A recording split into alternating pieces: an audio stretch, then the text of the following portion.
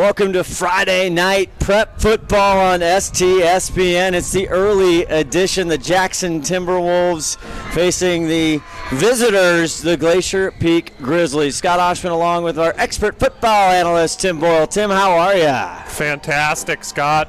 A little early for me, though. I had to kind of get up from a nap and Seriously. get here a little early. It's the Blue Plate Special I know. here. We missed happy hour Seriously. because of it.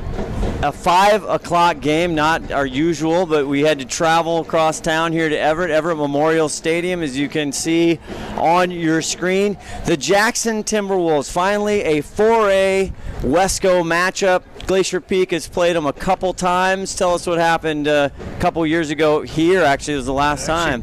We were talking to Hannon earlier. We thought this was maybe one of Glacier Peak's best coaching jobs they've ever done. They were losing maybe like 24-0 at halftime, and Glacier Peak made some adjustments. Jackson had some lightning fast kids that were like Division I style kids, and Glacier Peak just couldn't keep up with them in the first half, and they made some adjustments, and they ended up coming back, and I think they shut them out and ended up winning that game. It was just a great game. I actually expect another really good game tonight. Jackson's got some really fast runners. They run 5 people at running back, all kinds of people getting the ball. Again, they got some players that look like they could be Division I too, like number 6, number 25. Daniel Aris, number 6, yes, tall kid, 6'3", 205, senior. Yeah, I think he's a junior though. Oh, you're right. He is a junior, yeah. Correct. And then they got the big tight end slot guy that's number 25. Looks like he looks like a Division I guy. So they're going to have their hands full, no doubt. So Jackson coming in 3-0. They had a win coming back, actually Rally Cap wins against Edmonds Woodway and then against Eisenhower. Last week winning 38-0 up in Mount Vernon. Mount Vernon's had a tough go here. We're going to see them at the end of the year. Glacier Peak comes in 2-1. Rough start. That's the last time you and I hung out for football on that loss for Bothell, although it was a little bit of a moral victory. Then they went and had a very good game, but beat Snohomish. And then last week, their first legit Conference 4A win in school history over Cascade 42-7. And we talked to Coach Hannon beforehand, and he said, it kind of echoed what you talked about here. Welcome to 4A football. If anybody thinks Glacier Peak's just going to come in here and roll, they got another thing coming. No, and I don't think any of us think that. I think if Glacier Peak's going to win, I think they probably start getting a little bit of separation after halftime is my prediction. I think you'll see this first half probably be a close game. But yeah, by no stretch of the imagination is this a walkover win for either team. Now, I will say that this is probably the first week you can kind of see what's really going on in the league, especially with you got Snohomish and Linwood playing each other and these two teams. Now we're going to start to see what these teams are really made of, because we don't really know yet with Jackson. It's hard to say. Eisenhower is not the greatest team, and like you said, Edmonds Woodway is struggling a little bit. So I think after this week, we're going to start seeing what teams are really made of. You see the Jackson team in their all black jerseys, black helmet, coming out of their big Timberwolf kind of, what do you call that? Like a bouncy house? I was talking earlier before, you should test that baby out. I think you call that money laundering for the booster club, because those things are like $15,000 or something. No way! Come on now. That's what I call it. Oh, that's right. We rehearsed this. That's the lead into our other topic that's going on in the community. Are we done setting this matchup? It's 3-0 Jackson against 2-1 Glacier Peak here for a football coming to you live from Everett's Memorial Stadium. In the pregame, I don't know if you're into football, if you're into youth sports, if you live on the north end, you cannot ignore the Archbishop Murphy story as we're pausing maybe for the national anthem. Way to set the table for him. Thank you. you. Right back. We'll tease that and we'll come back in a minute on STSPN.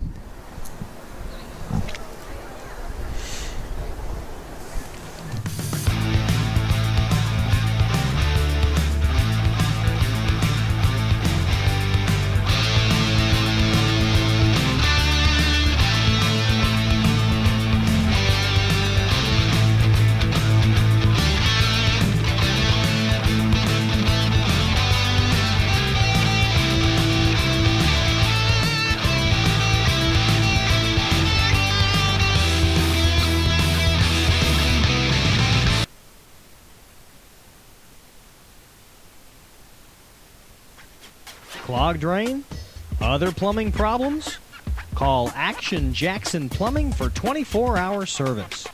Owned by a lifetime Edmonds resident and Edmonds Woodway grad, Action Jackson is the drain cleaning specialist. They can unclog most internal drains for only $99 plus tax.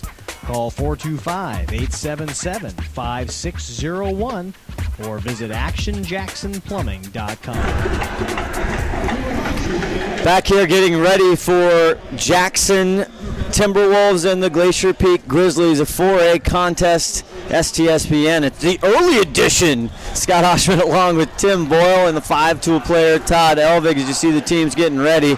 Before we went to the break there, Archbishop Murphy, they are causing a stir in the north end here, Tim. Now Sultan comes out. They're not going to play him. South Whidbey not going to play him. A lot of trembles and rumors and ruckus about other Cedar Park not playing him. Granite Falls probably won't play him.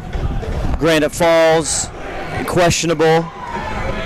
Yeah, so essentially, we really haven't seen anything like this before. I haven't seen anything like it at all.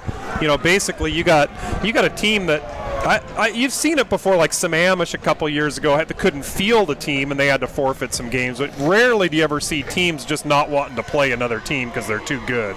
So this is really kind of unprecedented. It's very, like we were talking earlier, it's a very complicated issue. It really is. It really is. It's not just easy to say they should do this or do that. But I'll tell you what, when you're beating a team 73-0, it's a problem. In the first half. In the first half, with a running clock at 40. Team, BT Dubs, that's Issaquah, which is a 4A legitimate high school football team. Yeah, I don't know what the answer is, but it's actually a huge topic right now. We'll talk more about it as we go on in this game. We talked to the coaches, defensive coordinator Steve Hannon. He has a theory, a solution. I like the solution. Yeah, it's simple. That's just a little teaser. We'll give you his theory on it a little later. Doubleheader here as we get ready for football. I'd like to say, if you can see the crowd, it's a Seattle traffic. Willie kicks it off. Back to receive is Colton. Bye-bye bunt takes it right outside the goal line. But leaps forward across the 20, and that's where we will start. As you see across the field, kids, it's white out for Glacier Peaks, black out for Jackson. This is always a crosstown, right next to town rivalry. It is, and I'm surprised the crowd's a little sparse right now. But it's a traffic crowd. But you know what it is? It's like the 10 a.m. Sunday game. You know, not quite everybody's back from church or up yet. You know, that's kind of what we have right here. And you got a bunch of stragglers filtering in, so I think it'll get a little more packed. 1st and 10. Aiden Ziomas, number 1, the quarterback. We'll talk about his just silly numbers. Back to pass, 1st and 10. Strikes it right to Alex Garrett for a Glacier Peak first down. And starting with the Snohomish game, boy, Ziomas to Garrett has been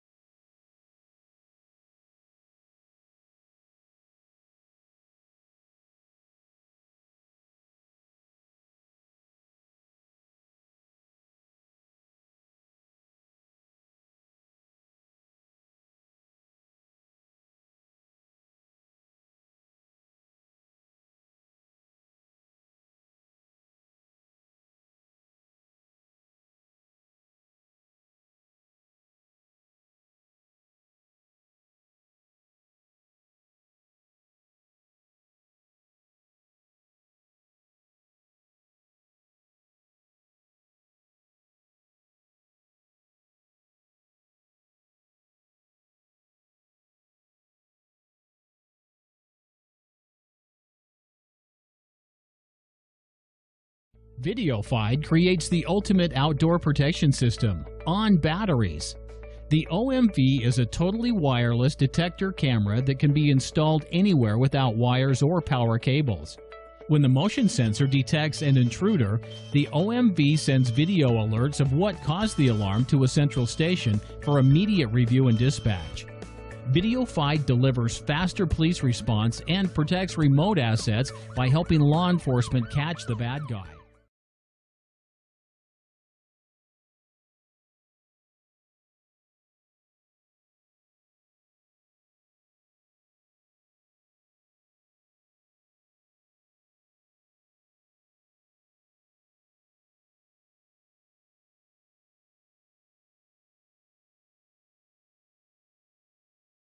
Basically put him down into the red zone. And it was a 9-yard Colton bye-bye bunt run in for the touchdown. Here's Ramsey to kick off. And that's going to get into the end zone. Can't run it back. Can't run it back. That's Wheeler, Brandon Wheeler, the wide receiver, senior. Ramsey's got himself a little bit of a foot. He had plenty on that 39-yard attempt, or that 40-yard attempt. Stuck that one in the end zone. Just wide left. Doesn't get a lot of attempts. No, their offense has been pretty efficient, though, so they haven't had to use him that much. Head coach his first year, head coach Nick Bender. And we'll see here who's a quarterback for Jackson this time. This time they hand it off up the middle. That's big number 47, Clint Wagner. And the defensive line is looking really good. I think Jackson's going to struggle if they're going to use that play tonight.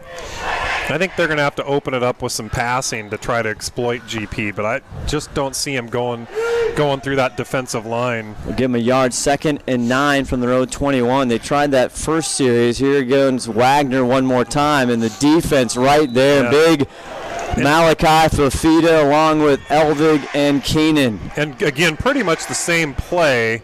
It's going to, like I said, it's going to be a struggle. I don't know. But they do have some speed burners, like number 6 that's coming out on the outside here. He's going to be a tough matchup tonight. So they gave him forward progress, another 2. So 3rd and 7, 3:59 left in the first quarter. Now it passes over, trying to get to the big number 6, Arias, and it drops to the carpet. A little bit short on that pass. So what, 4th and 6, 4th and 7? So this is the second punt so far for Jackson. And I tell you, we talked to defensive coordinator Steve Hanna. He's always nervous, anxious. It doesn't matter who you're playing. They have all these weapons. He's afraid every time. Oh yeah, he's always a little worried. Yep, as he should be. Woolley back to punt. It was kind of a shorter punt this time. They better get out of the way. Oh, it hit. Oh no! It hit Sean Bach right on the helmet. That's what I was saying. You got to get out of the way. And hit him right on the noggin. And that's a huge Not really play. His fault. He's like standing back, and it was a short punt, and it's just one of those you can't see it, and hits him right on the noggin. The refs are actually out there talking about it, but it was pretty clear from here that it landed right on his head. Yeah, and they're giving it to Jackson, so Ryan that's Johnston very unfortunate.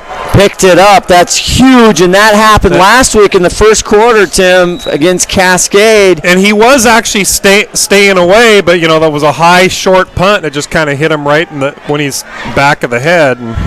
So huge turnover there as the handoff again. They try and give it to Wagner, and he's not going to get much. Number 75 again. DJ Keenan. Now, GP is doing a great job of controlling the line of scrimmage so far. Hopefully, if they can keep it up physically, it's going to be a struggle for Jackson here. But boy, Jackson caught a big break on that punt. 3:18 left to go in the first quarter. 2nd and 8. Ball on the GP 41 after a punt that hit a GP player's recovered. Perry, the quarterback, running right now. Now scrambling. Crans on his back. Gets rid of it. Dumps it off.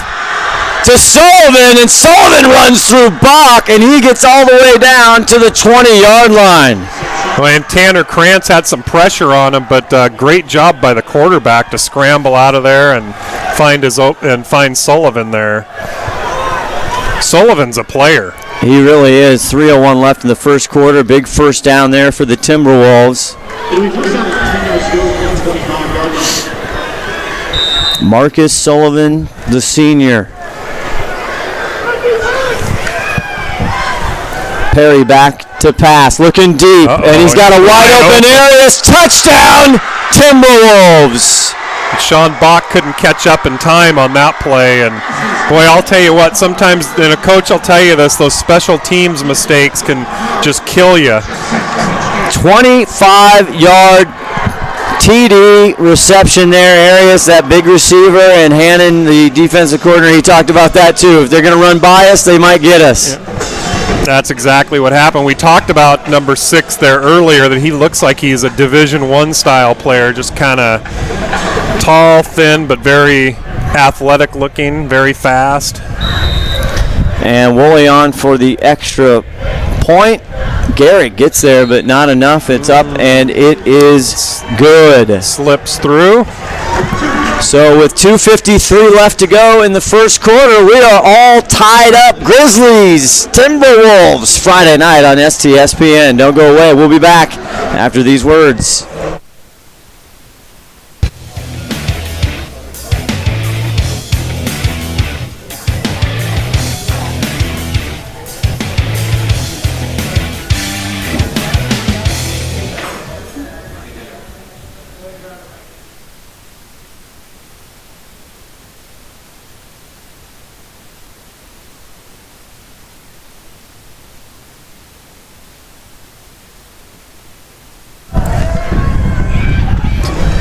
Back here, boy, with the tide has turned. We thought this was going to be a defensive struggle there for a second. GP gets a huge penalty, comes down. They score on a 9-yard run by Colton Bunt. Jackson 3 and out, we thought. Woolley goes to punt. They're deep in their own territory. A high fly ball right next to Everett Memorial Baseball Stadium. And Bach tried to get a fly ball. Goes off his glove, so to speak. And boom, Jackson recovers. Bach didn't see it. Yeah. Yeah. They actually benefited by the really short punt on that. And this one deep left, and it's going to be taken by Kadoma. It's going to be a block in the back on number 26, so that's going to come. Oh, flags everywhere. Number 26 had a blatant block in the back. I don't know what he was thinking on that. He just pushed him right in the back and threw him down. That was E.J. Jackson. E.J. Johnson. E.J. Johnson. Yeah, that's for sure coming back. Litchfield, the Jackson Timberwolves player, knocking Kadoma out, number 6. We've talked about him all year. First year playing varsity. It's not his first year playing varsity, but he's a baseball player. He's got a lot of experience. This is fourth game in. You're basically you're experienced. You're a wily veteran. Exactly. You got to play like it. So penalties, always a part of the story here. 2:46 left. That actually pushes GP back to about the 5 or 6 yard line, so that's a costly penalty. They'll put him. It happened at about the 10, so yeah, it would be half the distance. They're calling it the 5 yard line. 5 yard line, 1st and 10. Aiden Ziomas, a sophomore, Baby Z, hands it off the ball to Latali up the middle. He'll maybe gain a couple. See, that's the play where you just want to give yourself a little breathing room. You see that a lot when you're buried down, inside the 5 yard line. Mike Markenzinis, again, we're going to call his number quite a bit tonight. So 2nd and 9. They gave him a yard. 2:19 left in the first quarter, all tied up 7-7. Fake the Latali, now goes over, caught by Burns, and Burns having trouble on the carpet. Second time. He almost slipped on the other series. And Burns would have picked up the first down had he been able to stay up, but because he was only a couple yards short. Talked about it, Snohomish Veterans, the home stadium here for Glacier Peak, brand new turf. Yes, at Snohomish have Veterans. not seen that yet. It's gorgeous. Let me tell you, it's gorgeous. Who paid for it? the Snohomish School District, I would imagine, but here at Everett Memorial, not the case. They needed new turf here. 3rd down and 2, ball in the 13. I think he's got it. And he's got it. And Moore tucks it. And Billy Latali, the workhorse last year, he gets all the way to the 25, a big GP first down. And Latali's done a good job of looking for those holes, and I'll tell you what, he'll go right at the DB there too. Started on their 5-yard line. This is their 3rd series of the ball game. Penalties, the big swing here. But 1st and 10. This time Kamahara left side. Devin tries to pull out a 1 tackle, and that's again the big number 25 for Jackson. We'll call him all night long Sullivan. Sullivan did a good job of hanging on to his leg there because he was about to turn the corner there, and he would have got another 10 yards if he wouldn't have kept on his ankle there. No gain, 2nd and 10, ball at the GP 25. Kamahara still there, but they've got Garrett back. Here's Ziomas. He gets it over. Seaver Southard, his first reception at the 30. Taken down at the 31 or 32. Good tackle there. Seaver Southard, TD Southard is what we call him, I guess. Until we come up with a better name. Yeah, we got to get something better. So still 3rd and 3 here with 24 seconds left to go in this first quarter. Got ourselves a ball game here. Kamahara to the left of Ziomas. Baby Z swings it, caught by Bunt. Good block by Burns, and Bunt's run out of bounds. That'll be a GP first down. And we're going to get 15 more on top of that. The defender kind of ran him out of bounds, and he was about 5 yards out, and then he kind of gave him a little extracurricular after that too. So and that's we're going to get about 15. Let's take one more look at it, Tim. You'll see it right here. He just kind of kept on him after out of bounds. Oh, that was not Perry.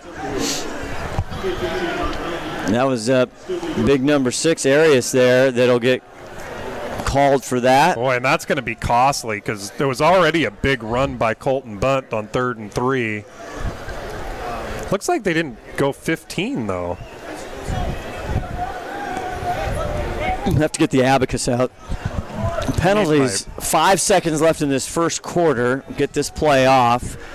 Now they've all the way to the 38 of Jackson. Ziomas going across the middle. The Burns in and out of the hands. Threaded a needle there, broken up by Arias. And Arias actually got away with one because he was kind of all over him before that ball came. With 1 second left. Sorry, Tim, 1 second left on the clock here. That was a 4-second play.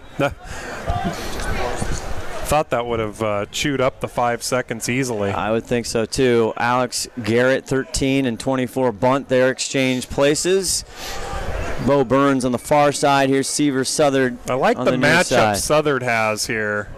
Southard being about 6'3", he's on he's going about a 5'8" guy. Isaiah Boyle. And he's there's going deep for Southern. Can't get it. Lays out off the fingertips. And he had him too, just a little bit overthrown. And that is I think that's the matchup he's looking for.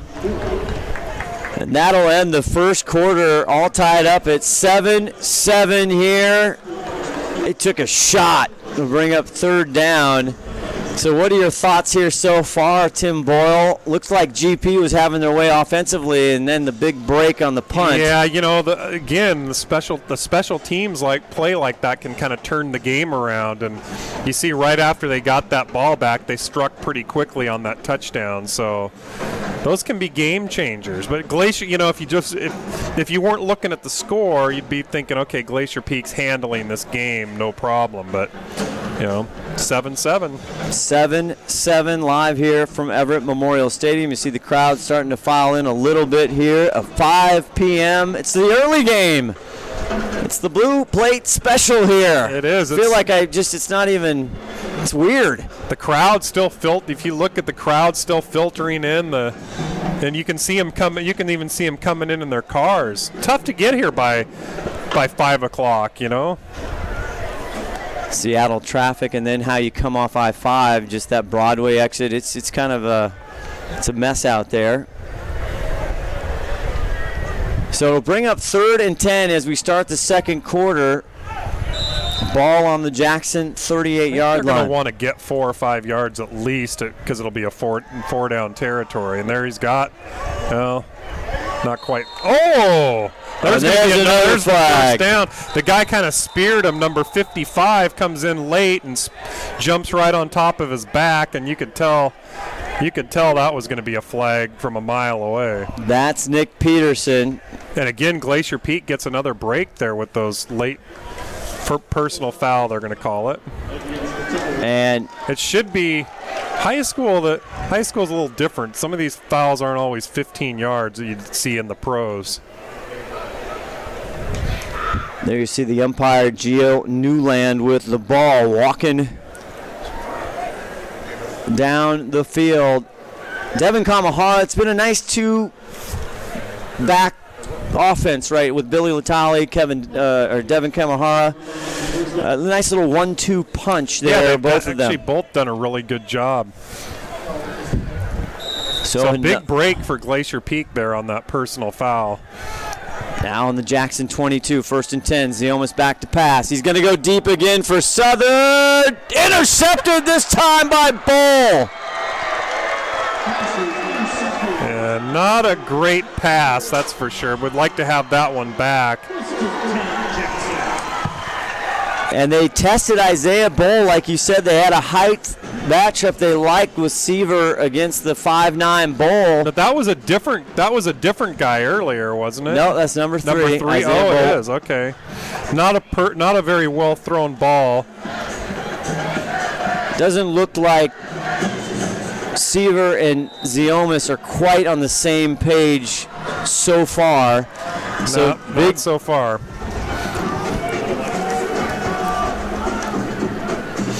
I believe that's the first interception. Now Jackson with the ball. That's get Kranz back in the picture now. Ricky, the mini truck Kranz, takes down Jonathan Navarro, 24. GP doing a good job at the line of scrimmage tonight. No gain. 11:22 left in the first half. All tied up 7-7. Jackson in the all black, and now here's another official's timeout. Yeah, they're with playing with equipment. somebody's. They're playing with Kranz's helmet down there. That's the mini truck. He might have a bumper out.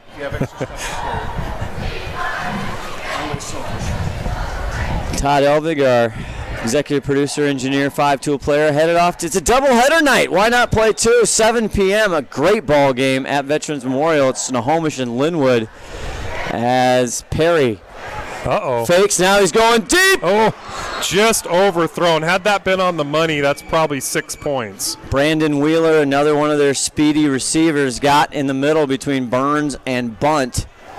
And you're right, he would have been off to the races. To the house. 11:04 left in the second quarter. 7-7. 3rd and 10. So far, Jackson not having too much success with that running game. Now a big spread.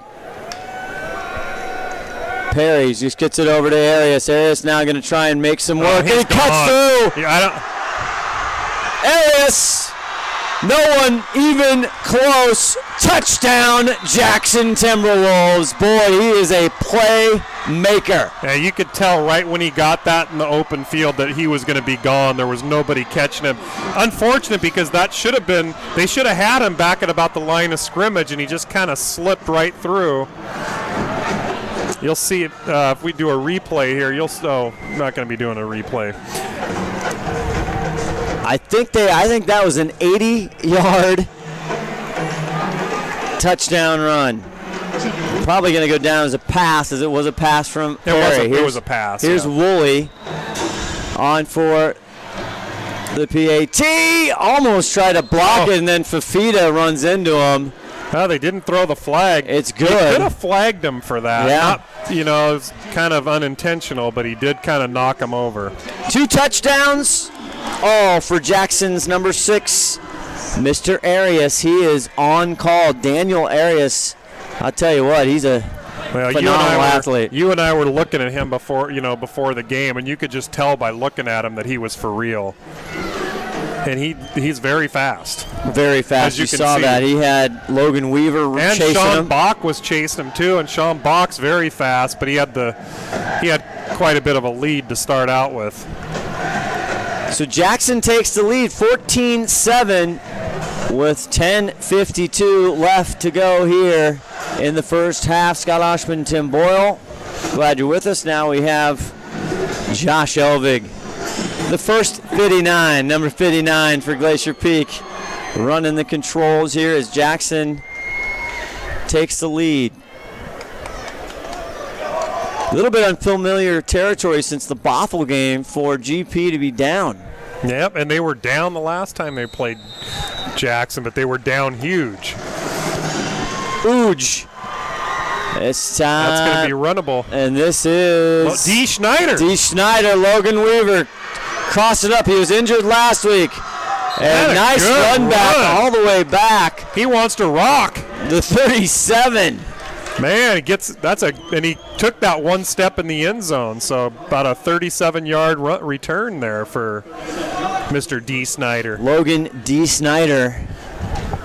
And that's where they'll start, on the 37-yard line. He got banged up against Snohomish. He sat out last week against Cascade. I think he's performing up at Tulalip after the game. You gonna play a little teaser, Yeah. a little promo for it? Yeah, where's the music? First and 10, Aiden Ziomas, the sophomore, intercepted by Boyle, trying to go to Seaver on the last possession. Flips it out, trying to go to Bunt. He connects. Bunt.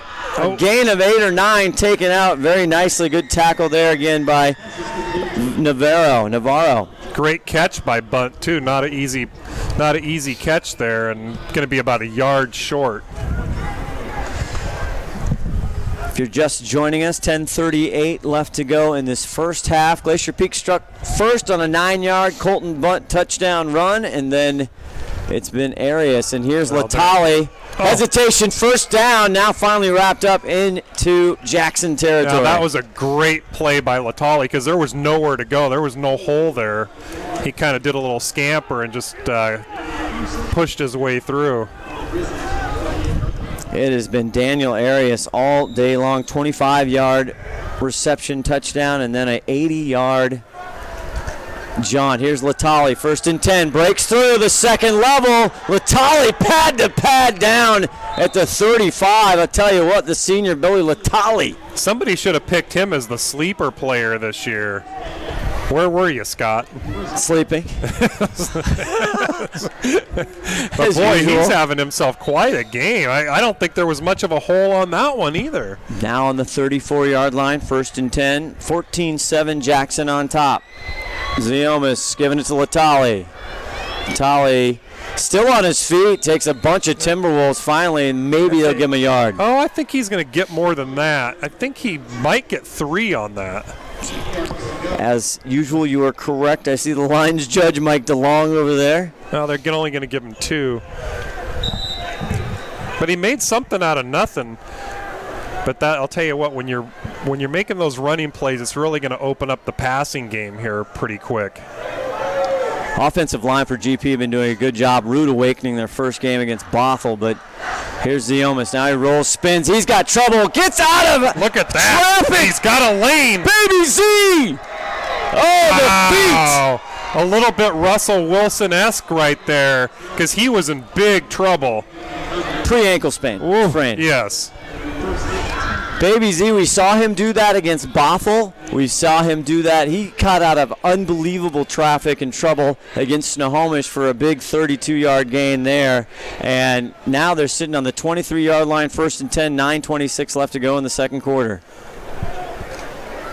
Devin Kamahara looking for room, and he gets it, crosses, and he's going to get 8 yards or so, 8 or 9 yards on that play. And back to that Ziomas play, I was sure he was getting sacked on that play. So we got a flag. I see laundry on the field. Thought I saw something. I think it's coming back, folks. I think that is coming back. Face mask the other way. Jackson. Wow, it was in the area where you usually see a hold. Boy, and GP caught another break there, so 8-yard gain's going to turn into probably another half the distance right there. Boy, rack up the penalty yards on both sides, but just absolutely brutal. That's going to stick it down to the 8-yard line, so that was a brutal penalty there. First and goal from the 8. Kamahara in the backfield. And whistles before they start. Probably a false start there. So that's going to... Oh, offsides, boy. Couldn't see that from here. Maybe he might have been lined up offsides. Certainly didn't see anybody jump. That's going to go half the distance to bring it to about the 4 or 5 yard line. 9:11 left to go in the second quarter. STSPN, just one of two. Our 5 p.m. game here, very early. 7 p.m. we'll bring you live action from the 3A Wesco. That's Snohomish welcoming in the Royals from Linwood. That should be a heck of a game. Linwood 3-0 for the first time in like 20 years.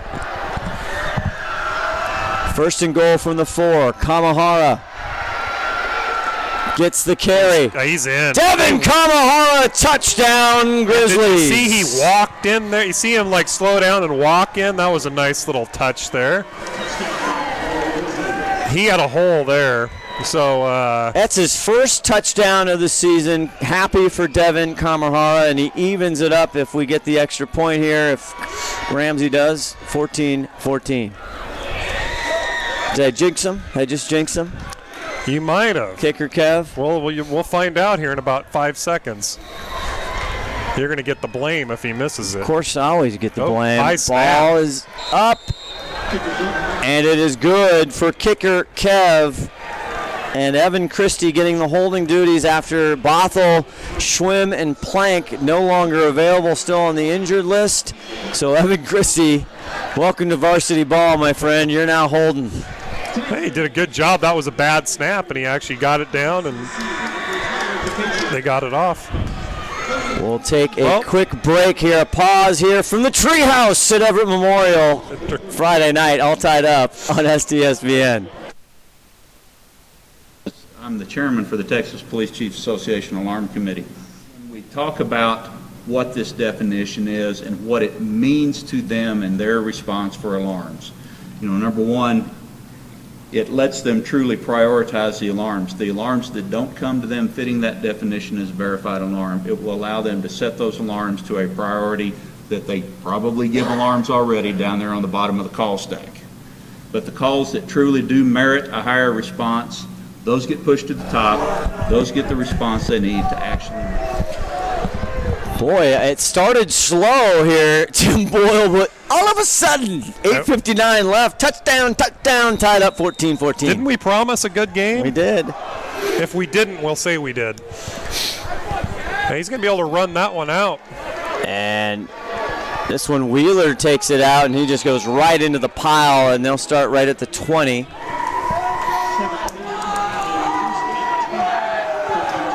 All right, we'll see if they got an answer for number 6 there. And Devin Kamahara there with the touchdown.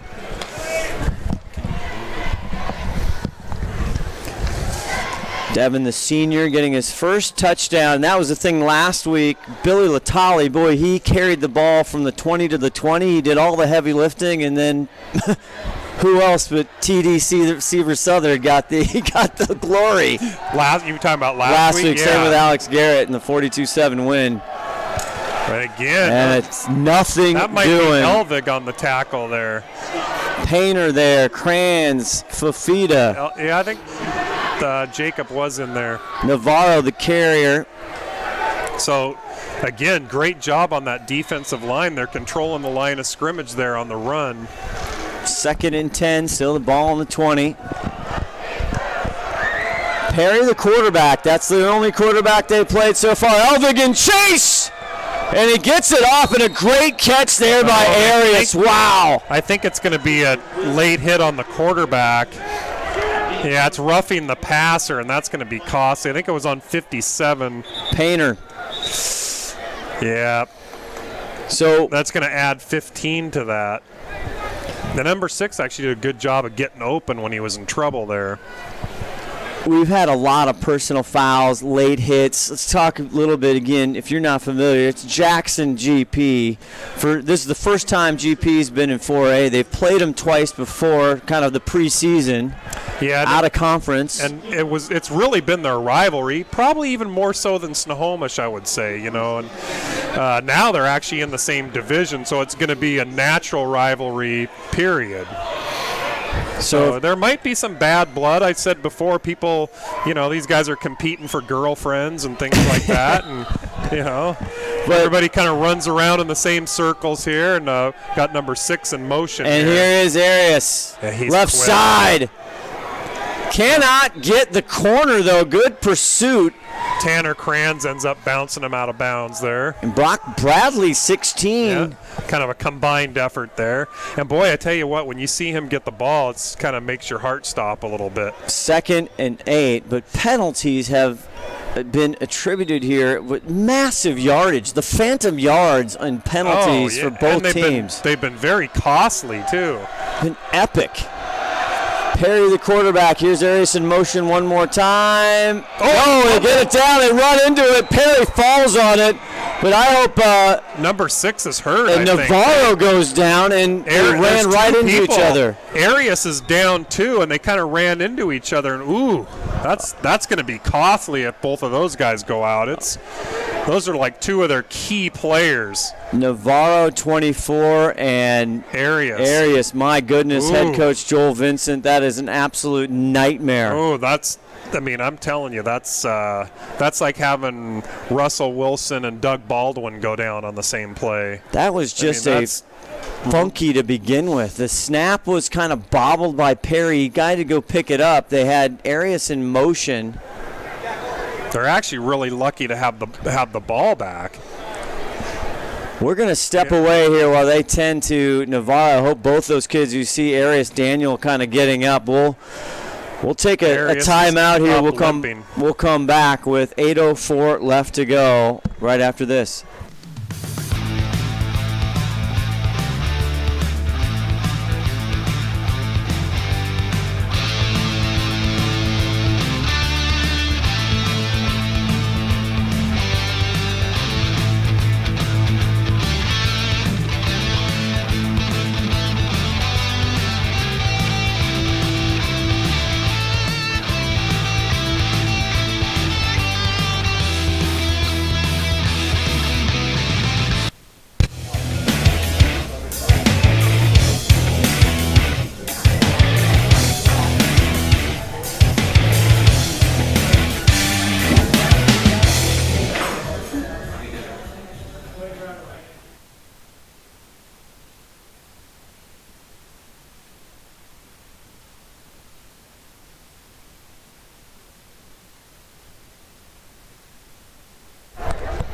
Back here, Everett Memorial Stadium, Scott Ohsman, Tim Boyle. Scary moment if you're just a fan of any sport there. 8:04 left here in the first half. Navarro, number 24 for Jackson, collides with Arias, and they're both down, and they seem to be okay, but Navarro had a much more severe limp than Daniel Arias. 3rd and 11. Perry over the middle. It's caught by Sullivan, and that's their big tight end. And they didn't miss a beat on that. They kind of have, I don't know if you call him a slot receiver or a tight end the way they have him lined up, but boy, I'd be going to him all day long. Big pickup now at the GP 46-yard line. Oh, that's not right. I'm sorry, 37-yard line. Perry back to pass. 1st and 10. Now he's got trouble. Gets out of that. Still on his feet. Fafita finally. Malachi runs him down from behind. Good hustle. Malachi. He's got some bursts of speed there. It's because he's a wrestler. He goes both ways because he's a wrestler. That's I tell right. you, he's the only one who's playing on the offense and defense. Josh Elvig, our board operator, everything man. I'm sure you give your tiny little brother Jacob out there some heat because he doesn't play offense as well. 2nd and 6, 7:09 left to go in the first half. All tied up, 14-14. Perry. Oh, and Fafita's chasing, just hucks it. It's going to go out of bounds. Oh. And Malachi Fafita helps up Perry, but and he took him down. And boy, I'll tell you what, it was totally legal. He took him down hard, though. Perry knows what Fafita had for a snack. Perry's shaking up a little bit on the play, but Malachi's a big boy, and he's not slow either. He already committed to the Air Force Academy. How about that? 6'3". Following in his brother's footsteps. 265. 3rd and 6. Big down here. Perry back to pass. Slips up. Elvig has him, and Crans get to him, and they go down. The GP defense. They finally got to him. They've been chasing him all night long, and that pocket just collapsed. And Jacob was right there. How's that make you feel, Josh? Good. Watching his little brother get some action.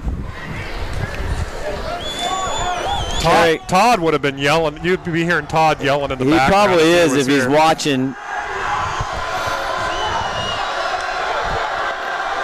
4th down, and Brock Bradley gets it off the hands, incomplete, and Bradley put the pressure on for GP, and it'll be turned over on downs. Wow. Big defensive series there for the Grizzlies. Boy, and that was a defensive series where you saw him getting to the quarterback on every single play, including one where Fafita just leveled him, and I think he's still shaken up a little bit on that.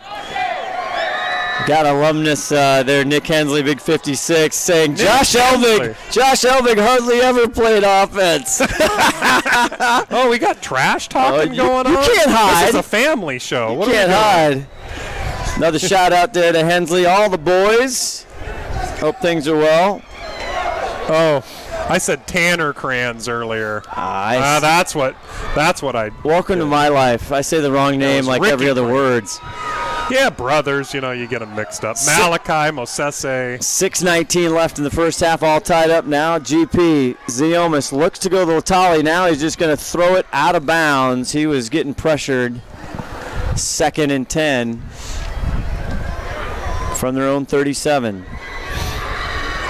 Ziomas looks a little just out of sync right now. I mean, the kid, he had 7 touchdowns against Snohomish, 5 last week. He has been heady beyond his years. Missed a couple receivers today. So, yeah, not quite in sync, but he had some good runs. He found the lane a couple times. Sometimes it takes a while. It's the 5 o'clock game, Scott. It is. Off the rhythm. 2nd and 10, 6:15 left to go here. Back to pass one more time. Now he steps up, and tons of green. First down, runs out of bounds just across the 50. Aiden Ziomas, he's hurting a lot of teams with his legs early on. He kind of reminds me of Russell Wilson the way he does that, but he's not sticking the ball out like an extra couple yards. I'm going to have to ask him about that. Well, he did that last year, and then we saw it in Bothell. He's been known to do that. I didn't see it today. And there's a timeout out on the field. And we will take a quick timeout. Our coverage presented by Champion Security Solutions. We'll be back 6:08, 1414 STSPN.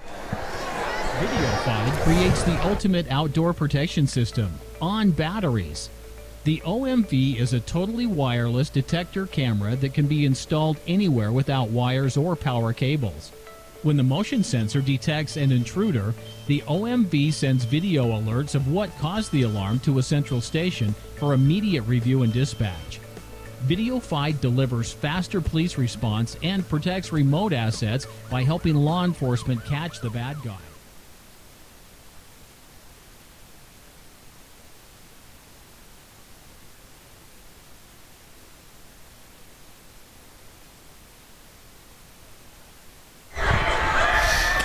Saw a little replay action there. Back here, Scott Ohsman, Tim Boyle. 1st and 10, big run by Ziomas.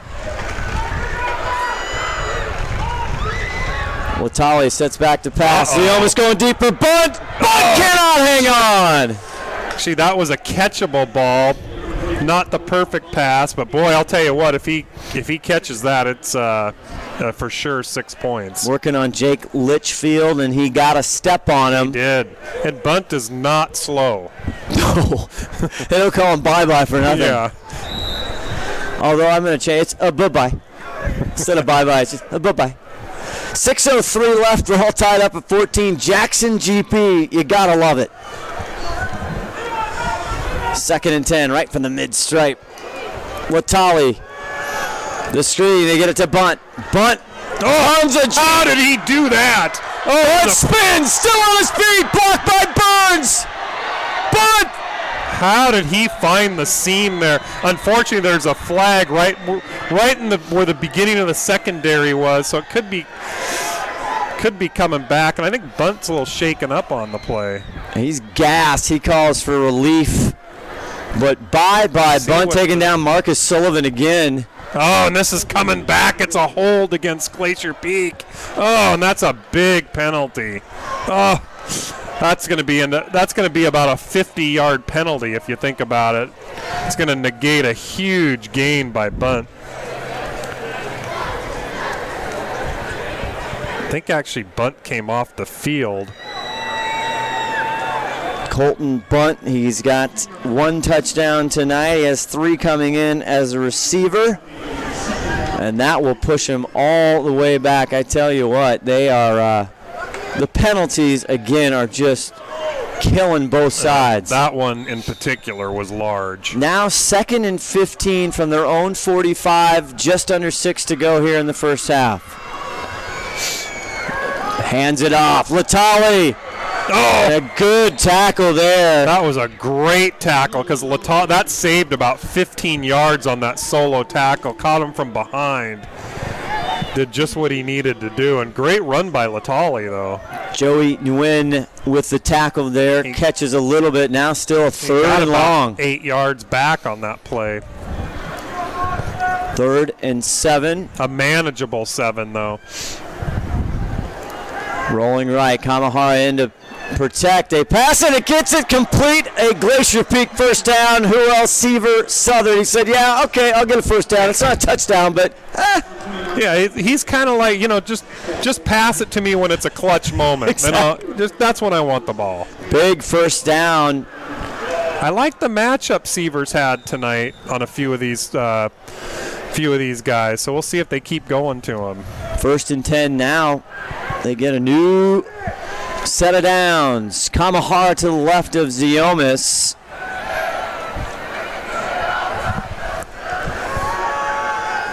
Aiden still looking. Now he's got a Lude. And that was Maake Fafita, 66. And Ziomis tries to make a little something out of nothing. As a maybe get a yard, maybe not. But he was in trouble about 10 yards back. So, yeah, you're right. He's making something out of nothing. We've been props to the first 3 games here, that offensive line, and I just called out. If you thought the Fafitas were done, they're not. The youngster, the sophomore, number 66 on that left side, Maake Fafita, he's only 6'4", 215, Tim. Only. There's 6 more Fafitas coming through. 2nd and 10. Kamahara. Great They get run. up close to the 30, leaving about a 7 or 8 yard run there. 3rd and short. 3rd and a manageable, probably 2. 3 maybe. 3rd and 2, they're saying. 4 down territory here. Glacier Peak with all 3 timeouts. Jackson used 1. They have 2 left. Clock going to get into the program here. 4:10 left to go in this opening half. Ziomis cross. He gets it. Alex Garrett hangs on a huge hit by Perry inside the 15. How did he hang on? Wow, and that's a great pass, great catch, and he just gets throttled, but he hangs on to the ball. And that's almost an in-your-face when you can hang on to the ball with a hit like that. Perry White, I tell you, he's playing quarterback in every down so far for Jackson. What a hit. 1st and 10, though, on the 15, and we'll see what is this.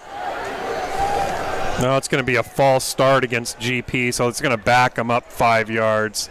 It's going to put them on the 20. Costly penalties. A lot of penalties tonight. On GP, you have Bo Burns, 32, here on the near side. Then you have Alex Garrett. Alex Garrett, one of the captains, didn't have his greatest game there against Bothell, but boy, that kid has come back huge against Snohomish and Cascade. He's putting up some numbers this year. So 1st and 15 from the 20. Aiden slips now. He finds his bearings, but he's taken down. And the Jackson defender fired up. Again, Nick Peterson, he's been a force. Did he get back? I think he got back to the line of scrimmage.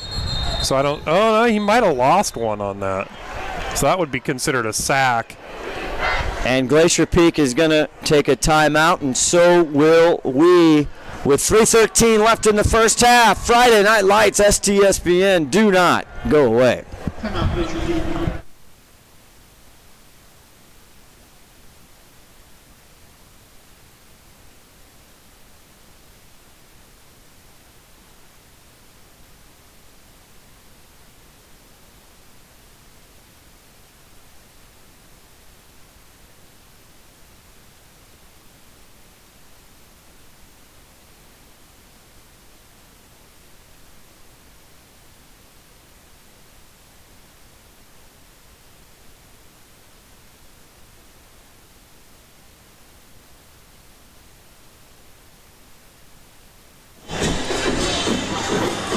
Welcome back to STSPN, our 5 o'clock coverage. Boy, so early. It's just so early. Throws everything out of rhythm.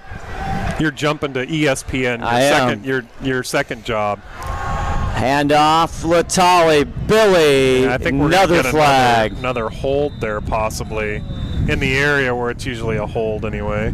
Wind kicking up. Win the tackler there. It is a hold against Glacier Peak. So these penalties are starting to hurt. Not starting to hurt, they are hurting. One step forward, 2 steps back has kind of been the story so far, negating some big gains. I mean, they're going to pull a lot of numbers off the stat sheet tonight, Tim Boyle. Now it's 2nd and 29, Scott. Boy.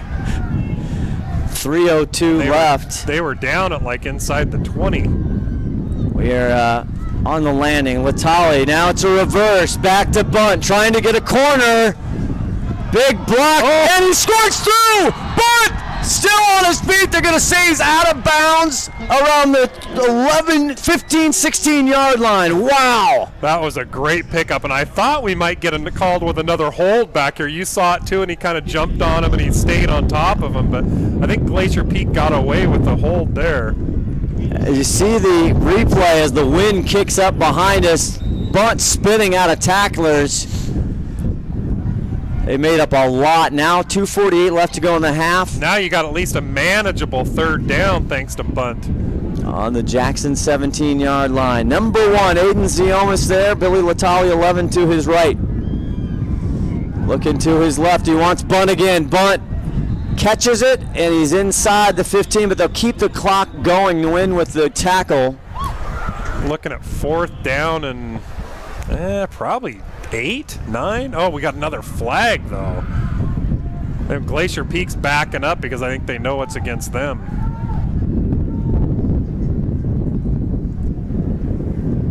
As you hear the wind come in, our position here is on the treehouse landing.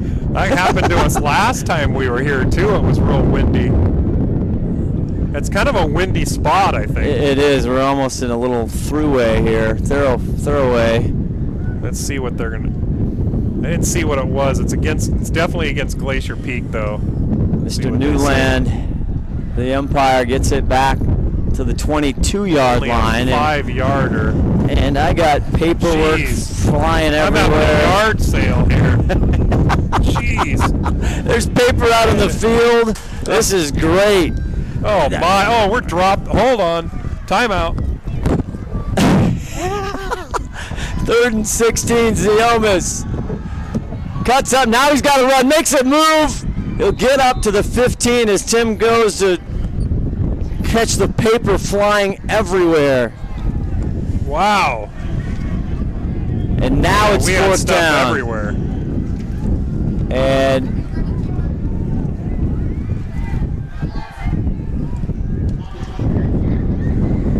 so while the wind if you're gusts, getting a lot of wind, we're kind of outside in what we call the tree house. Oh, we got a field goal here. we do. Let's pay attention. What's going on? Is there a ball game? 23-yarder here. I think does that go wide left again? It is I think no he missed good. it left again. So 2 missed field goal. The Jackson fans excited as GP was driving down. Bunt had a big run, and they have stopped him 2 times. It's the second missed field goal. I'll tell you what, GP's doing a great job of moving the ball up and down the field. They're just not capitalizing on anything. You know, they blew a couple field goals, and there's stuff flying all over the place. It's just a windy September Friday night here in downtown Everett Memorial Stadium. Stuff going all over the place. But Jackson now with 1:44 left to go, 2 timeouts. They got time. They're right on their 20-yard line. Perry White, the quarterback, fakes it. Arias is back in. This time they hand it off to big 24. Tanner Kranz on the solo tackle there. Ricky Kranz. Yeah, Ricky, sorry. Keep wanting to give credit to his brother there.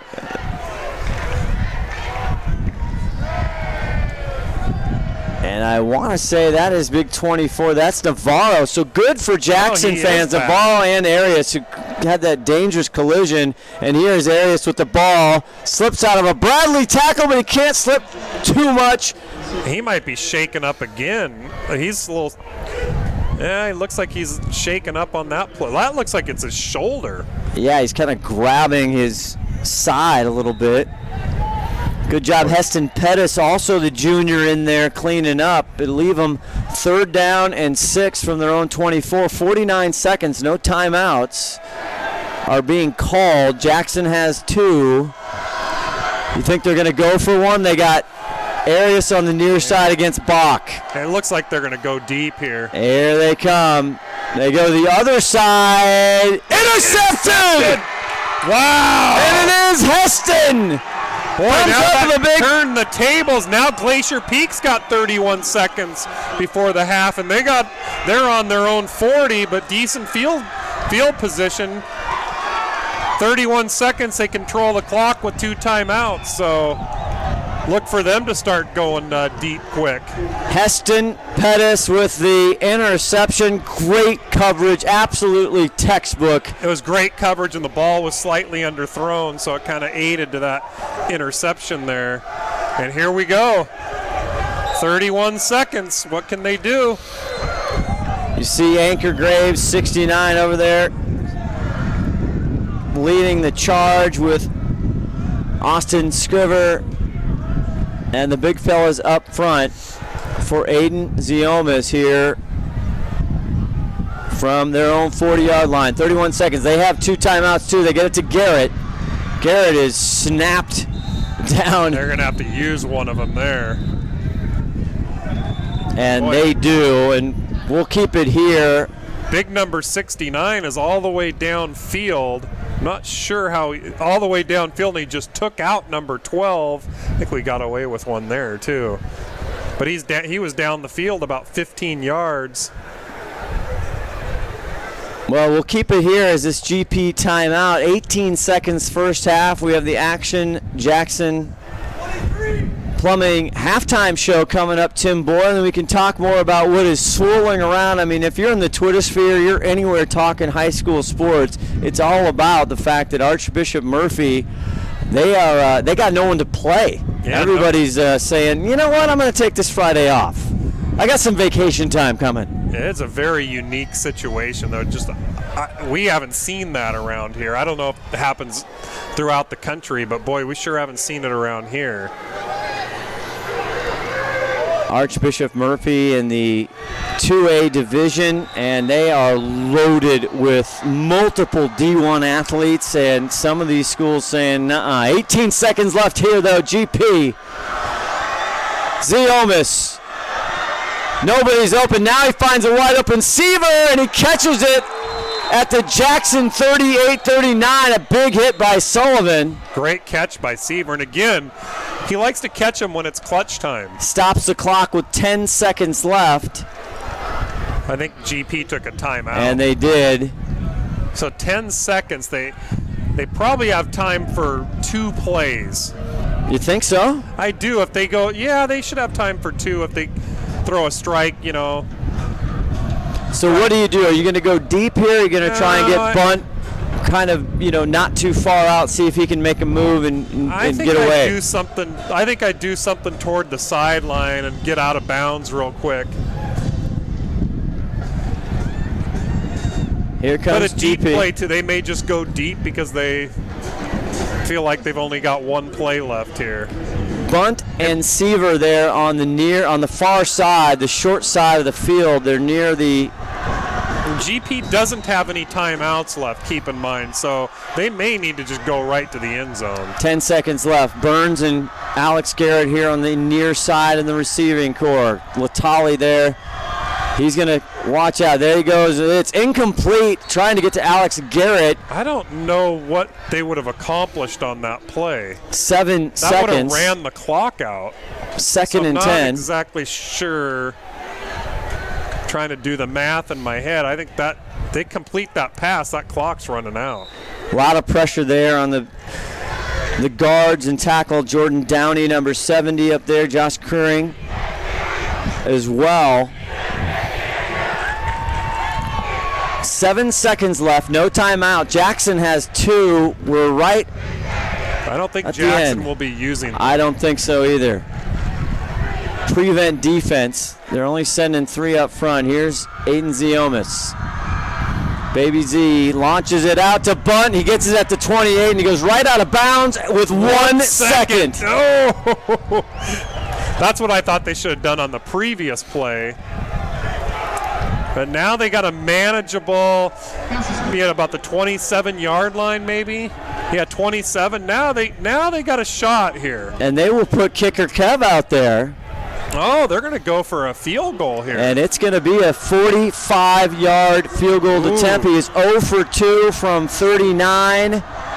And boy, watch the fake here. the high snap. Kicker Nope. Kev, it's a low, and it's caught, and they have to, no, they cannot do that in high school when it catches it.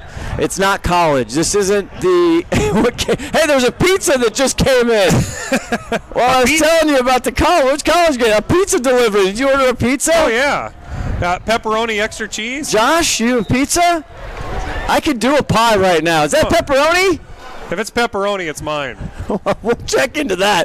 I'm going to get off the mic and go chase that guy. Meanwhile, 14-14 halftime Action Jackson Plumbing halftime show right here on STSPN. We'll step away and take a break, but we got a heck of a ball game. Friday Night Lights on STSPN. Clogged drain? Other plumbing problems? Call Action Jackson Plumbing for 24-hour service. Owned by a lifetime Edmonds resident and Edmonds Woodway grad, Action Jackson is the drain cleaning specialist. They can unclog most internal drains for only $99 plus tax. Call 425-877-5601 or visit actionjacksonplumbing.com.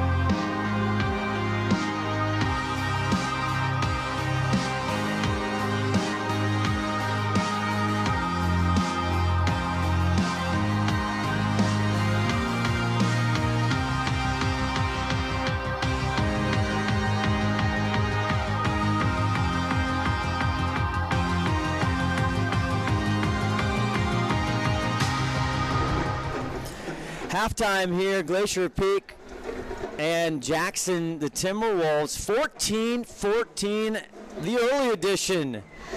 Scott Ohsman, Tim Boyle here. Tim, what an interesting first half of high school football. Just kind of what you draw up when you get a big-time rivalry like this. No, you're right. And we kind of thought it was going to be like this, especially at halftime.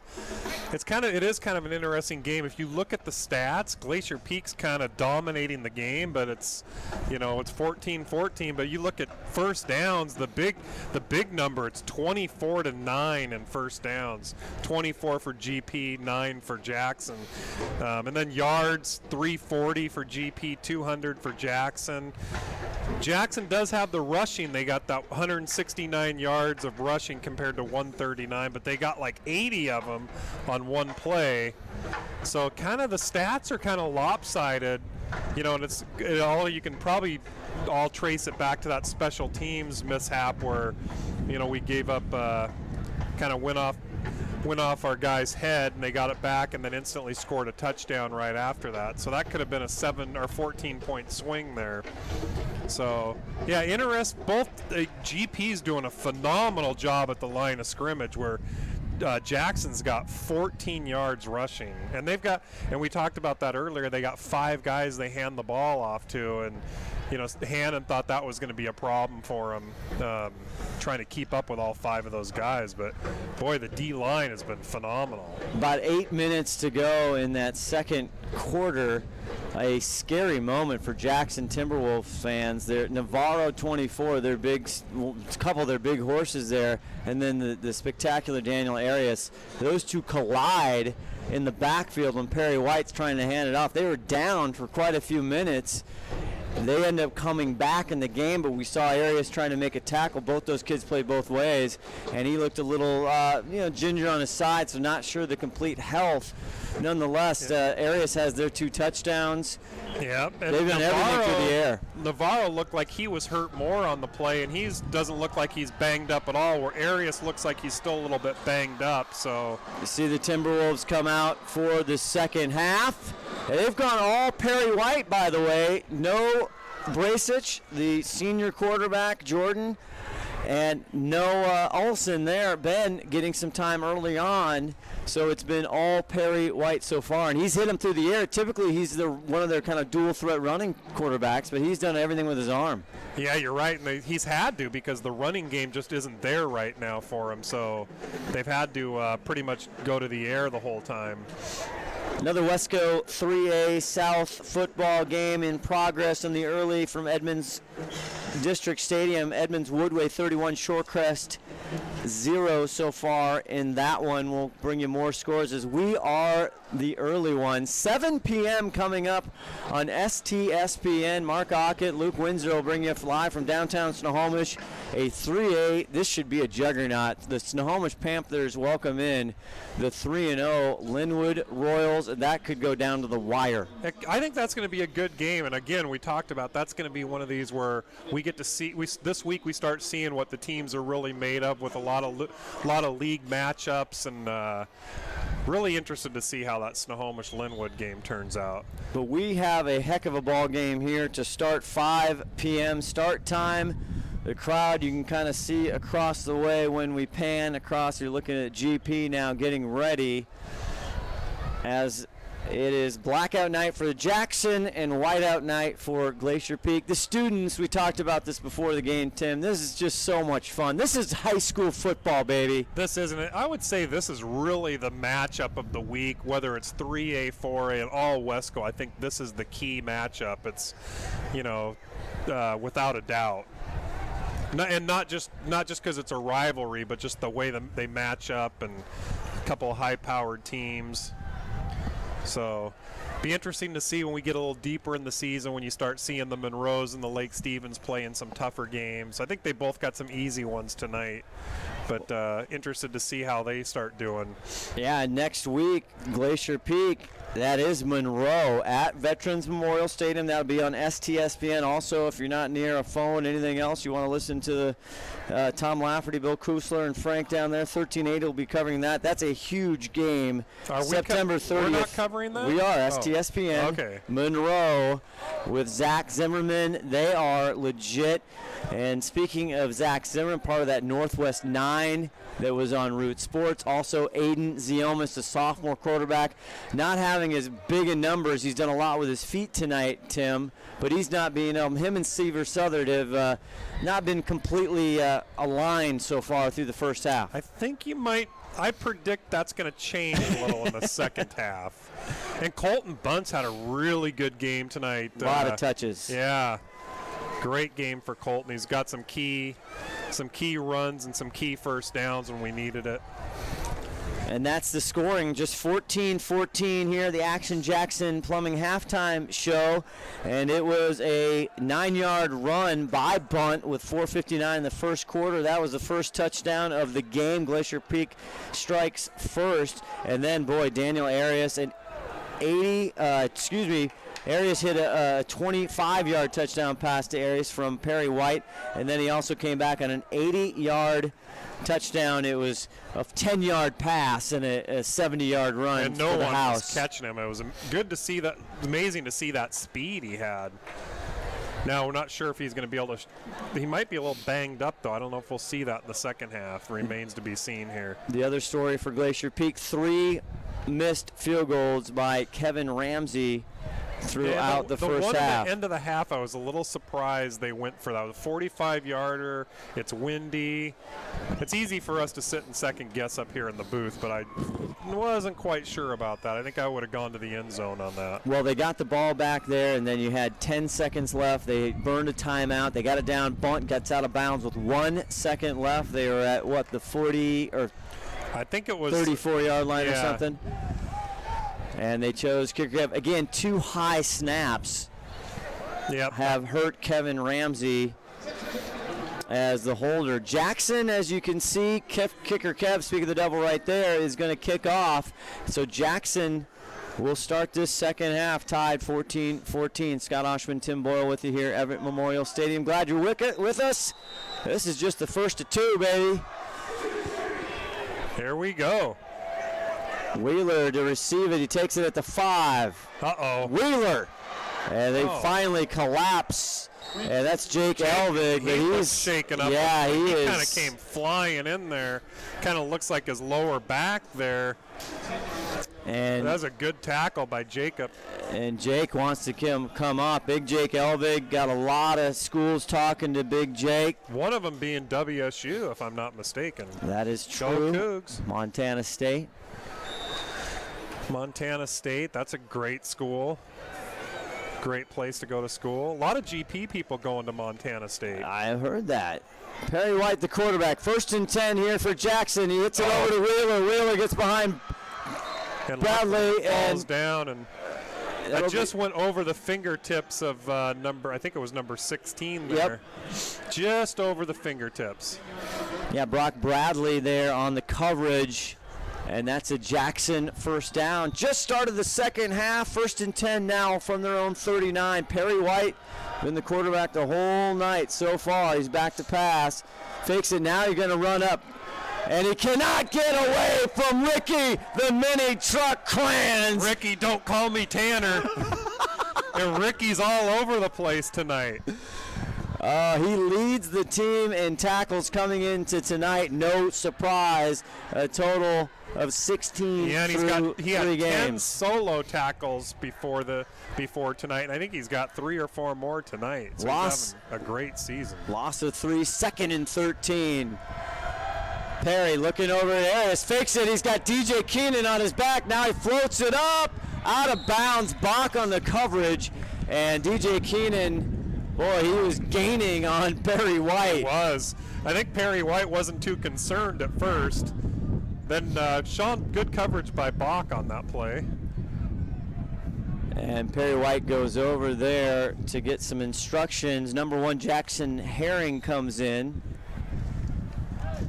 And we'll see. 3rd and 13, Scott. So have to die.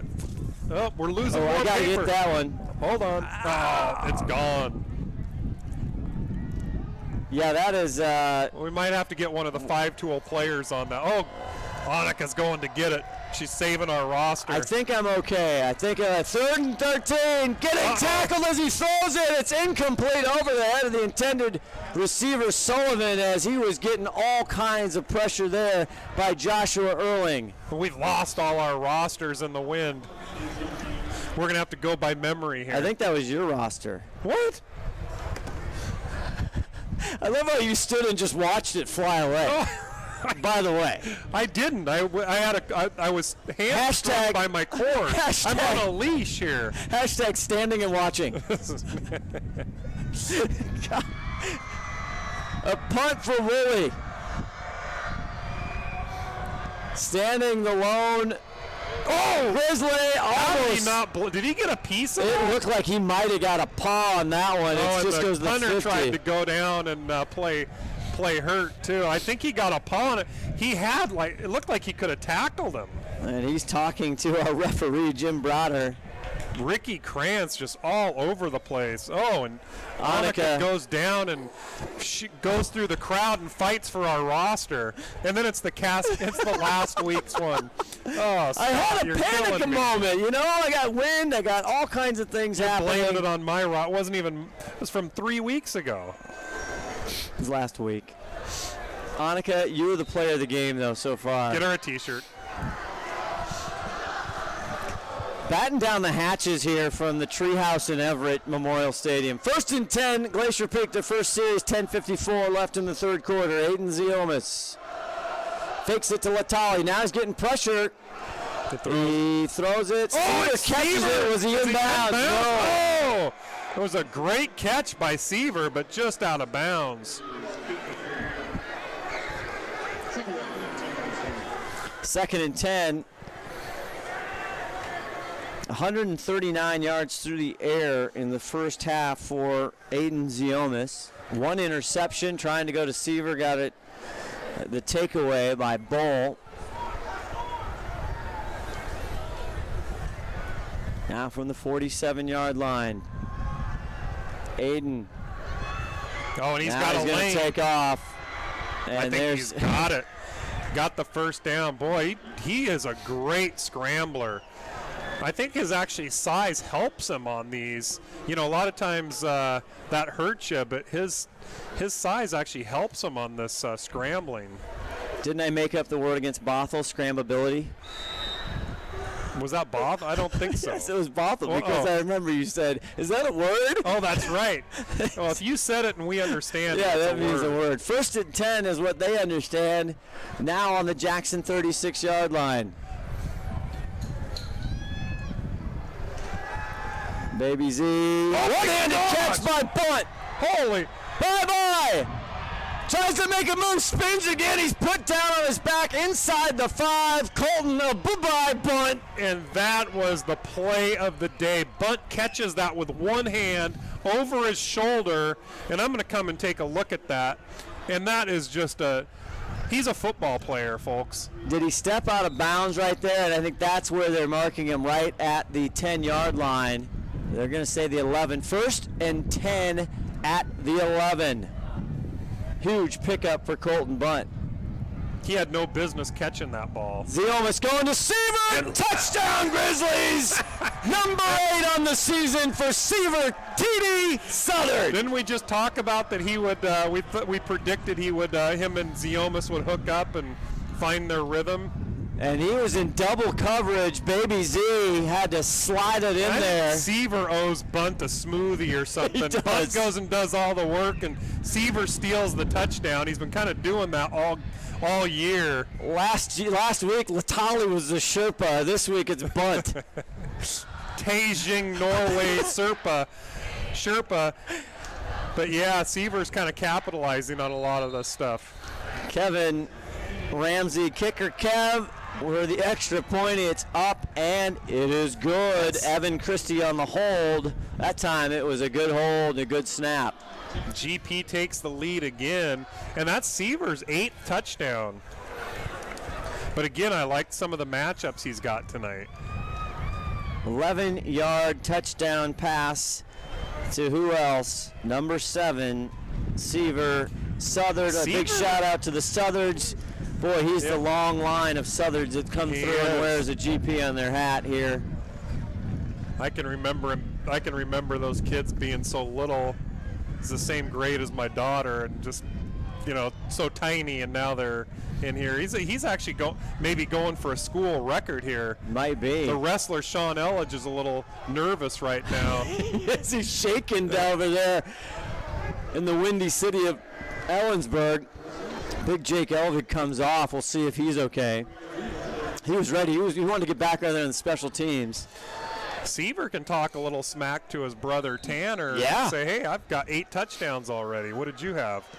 Kicker Kev boots this one. It's taken short at the 15 and gets up still on his feet. Finally going down across the 25, 26-yard line. Nice run back there by Marcus O'Donnell. Number 46 on the tackle. And that's Anderson. I wanted to say JP Anderson on the tackle. I've called his name a couple times. Well, GP back in the lead here, 21-14. Now see how Jackson responds. Defensively here on the linebacker, you see Painter, but you also have E.J. Johnson, the junior, number 26 for GP in there. And Perry White still the quarterback. Fafita, and he's going to go down. DJ Keenan! Along with Ricky Kranz, and Fafita had the early pressure there and got to him real quickly. 10:03 left to go here in the third quarter. Fafita's going to be a force to be reckoned with in the future. Can see him making an impact over there at Air Force. See Elvig back there on the left side. Fafita, DJ Keenan, and then on the ends, they get it to Wheeler. Wheeler with blockers. But coming through and from nowhere is Ricky. Oh my gosh, he hit him like a freight train. Kidding me. And I think it's coming back. The flag came right away, right when the ball was snapped. So be wanting to see what the ref says. He's about to make the call here. But he hit him like a Mack truck. out of nowhere, there was a little pile of dust with blockers, and then all of a sudden, just like a bowling ball came, and the pin was down. Like a cartoon, because Kranz is not the biggest guy out there. He's only 100 pounds. Well, wasn't he last year? We had him at like 100 pounds, and his mom got mad at him. Mrs. Kranz, I'm going to say, we know he's not 100 pounds. He plays like he's 220, though. He is just fierce, I got to say. Outstanding defender, just great. 9:31 left in the third, 21-14 GP. Now that puts them back here, where they 2nd and 17 from their own 22. Perry White in shotgun.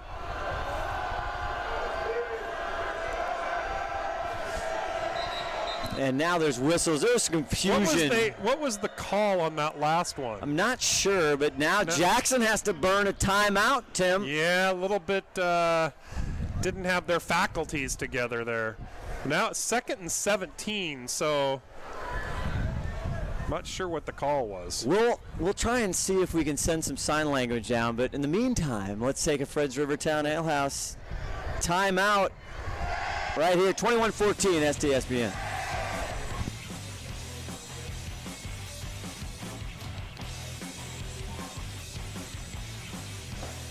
That was beautiful.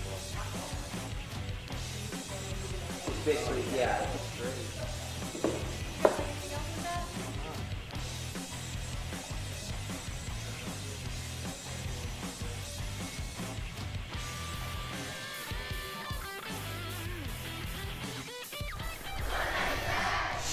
Back. 2nd and 17. It's caught by Herring. Not enough for a first down, but that's the quick pace that Jackson probably is looking for. Well, they're certainly not getting it off of the run. They're going to have to revert to more of those plays, little bubble screens and slants and out routes, and they almost have to dink and dunk a little bit because they're just not getting it on the line. 3rd and 6. At the 33, Perry White back. He's got Cleary, and then he escapes. Keenan now on the chase. Perry White with a move, and that's what we see is a running quarterback. DJ Keenan frustrated. Oh, and I think he got the first down too, and they had him for about a 10-yard loss, and he did an excellent job of slipping that tackle. Erling, 19, was the first to get there. He was there quick. He's on that left edge. And they caught a break there because he would have had him for about a 10-yard loss. Great run there by White, 1st and 10 now. And White going to Arias, bobbled, not going to get it. Bach there to tackle. And Arias, he just doesn't look the same as he did at the start of the game before that injury. And he's still, yeah, he does. He looks like he's banged up a little bit. And I think he's coming out of the game.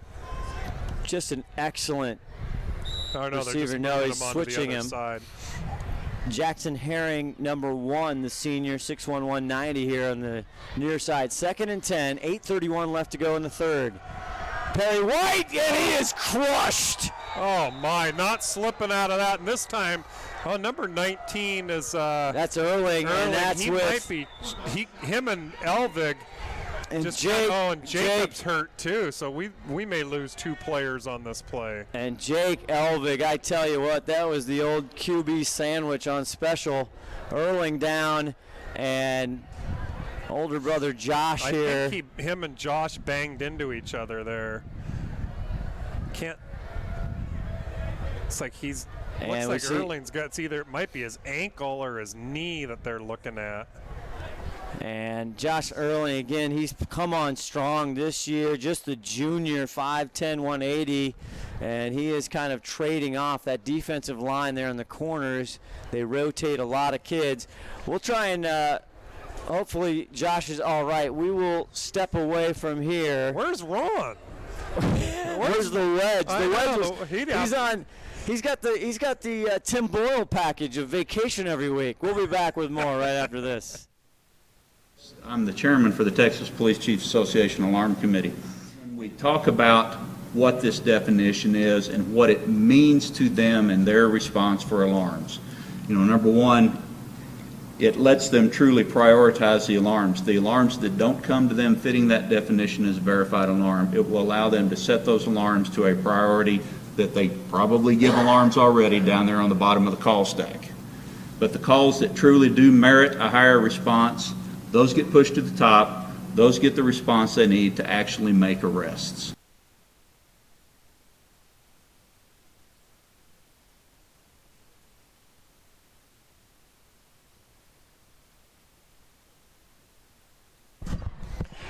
Josh Erling okay. Looks like Jake Elvig is sending some signals to his older brother here. He's all right. The signal was helmet to the butt. Yep, 3rd and 17. White in trouble. Now eludes a tackler. Gets it up. Broken up. Is it intercepted? No, it's not. Number 32 there almost had it. Bo Burns, BB Burns.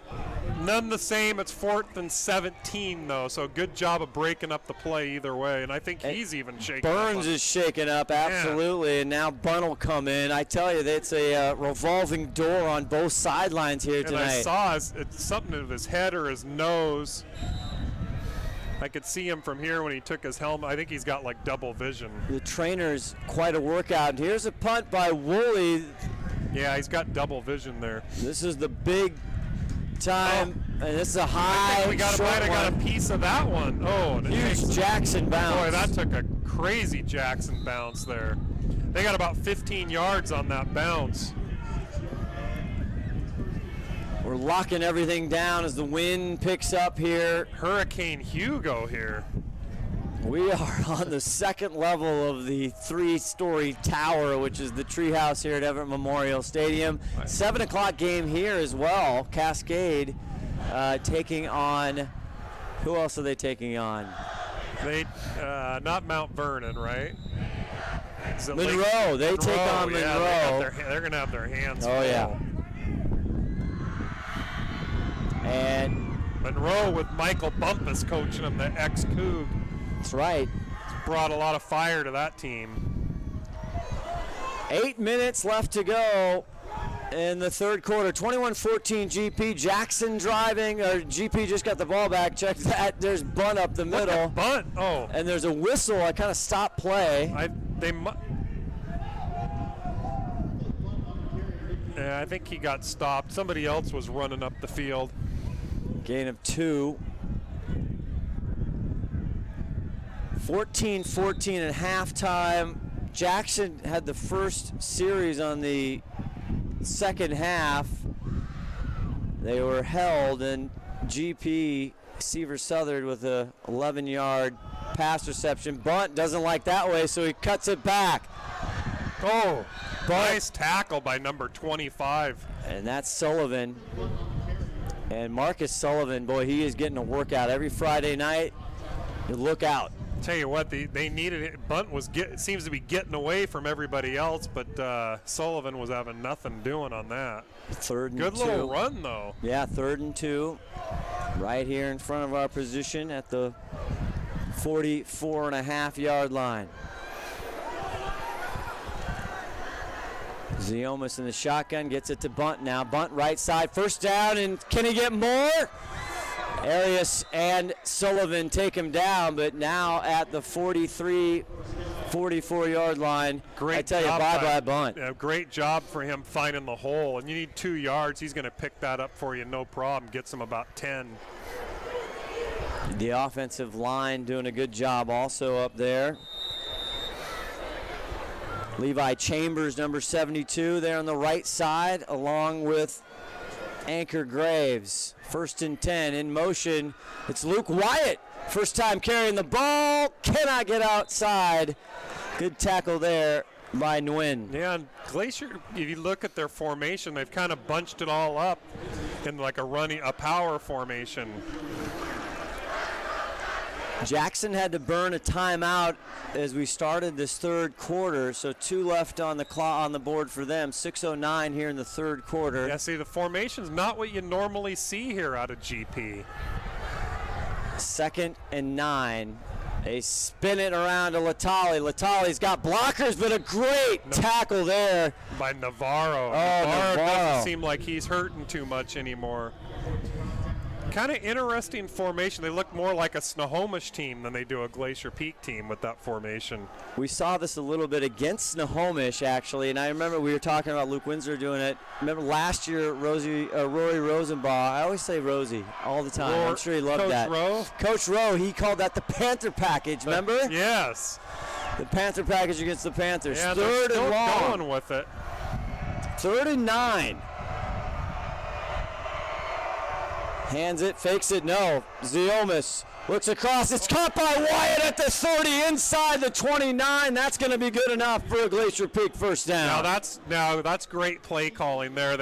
They have that formation. They kind of keep going to the run, then boom, it opens up the pass and kind of tricks them.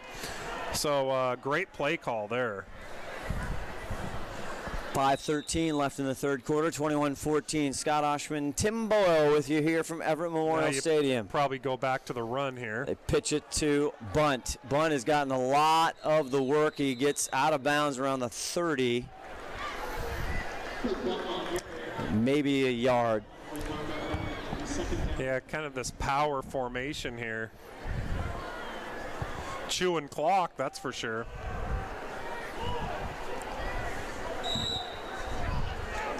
First-year head coach for Glacier Peak, Nick Bender.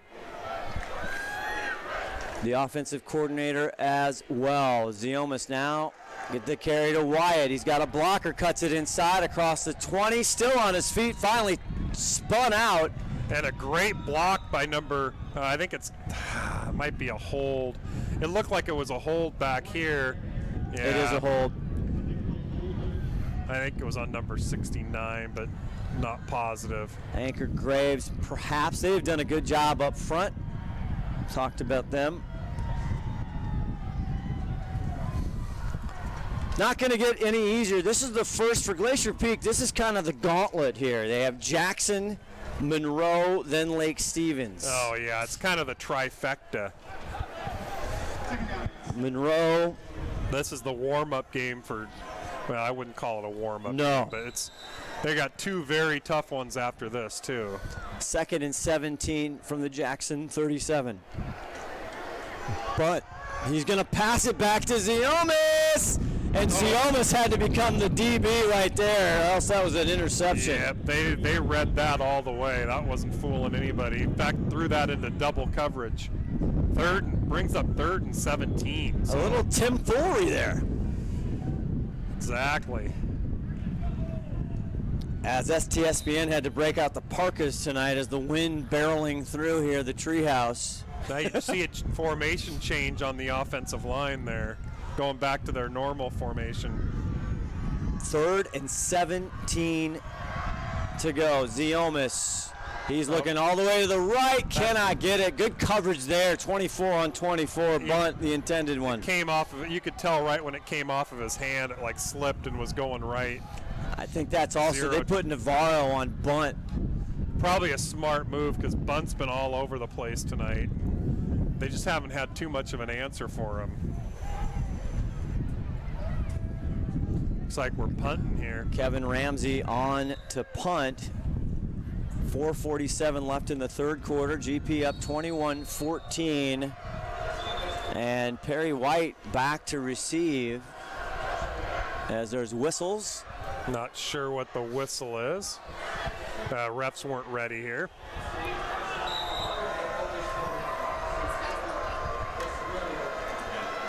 That flag on the play. Ramsey kicks this one, bouncing. Oh, Bach tries to get it, and he does. I think he did. I think Bach made a great save down at the goal line, and they're calling it at the 1. Wow, at the 1. We'll see what the flag is, though. The flag came out instantly up at the line of scrimmage. Another penalty palooza here. No, and it's a false start. False start against Glacier Peak, so that just negates a play that would have pinned him back right on the 1-yard line. The penalties are just, well over 100, maybe 150 yards, and we talk about that every single year. Well, yeah, and I know this sounds elementary, but 100 yards worth of penalties is takes 7 points off the board, Boy, that one's cost. And it's not just the yardage, it's how much they really cost you. Derek Smith, the long snapper, the senior, number 49, doing a great job this season. So kicker Kev will try one more time. There's Kadoma, number 6 on the edge. This time, that's going to go out of bounds. Spot that about the 12 or 15. Oh, and another flag. This was a late flag, so it could be like some extracurricular activity. Looking in at the refs. I didn't see what happened there, but so if you're coaching on the sideline, Tim, and it's just penalty after penalty after penalty, I mean, what are you telling your guys there on the sideline in between here? I think you're telling them to. Well, I don't want to say it on air. It's another penalty on GP. Yeah. Unreal. I didn't even see what it was. The illegal shift we're hearing now. Yeah, somebody wasn't set when they had somebody in motion and they weren't set by the time that ball got kicked. But that's funny, they threw the flag really late. I thought they were going to throw that right away. They didn't throw it till after the play was over. So now we got another guy that's not. Missing a guy on the. There's Nick Pinnell, and kicker Kev getting his punting practice in. This one he gets off. This one's Perry White takes at the 10. He'll fair catch it at the 10. So after 3 times, we finally get back to football here as far as the offense. And actually, Glacier Peak dodged a bullet. After 3 penalties like that, they still pin them down at the 10-yard line. So they came out pretty well, all things being considered. But boy, just penalty after penalty. It's crazy. 4:04 left to go here in the third. I have a feeling this one, we haven't seen nothing quite yet. No, I think there's a lot. We got a lot of football left to play. Huddle. It's a rare huddle. You don't see huddles too many times these days. Jackson from their 10-yard line. Perry White's been carrying it as a QB the whole night. This time he's going to roll, fake. Now he's got Pepita. He's got a bail. And he just gets rid of it just in time. And that's a smart move because you got Malachi right on his tail, and he would have just smothered him right into the end zone. You don't see Malachi missing too many tackles either. No.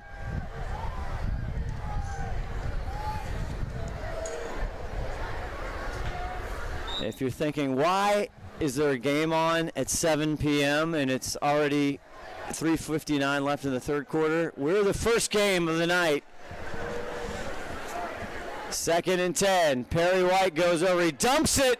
And right there is a great tackle. Number 57. By 57, Painter. Painter's having himself a good night tonight.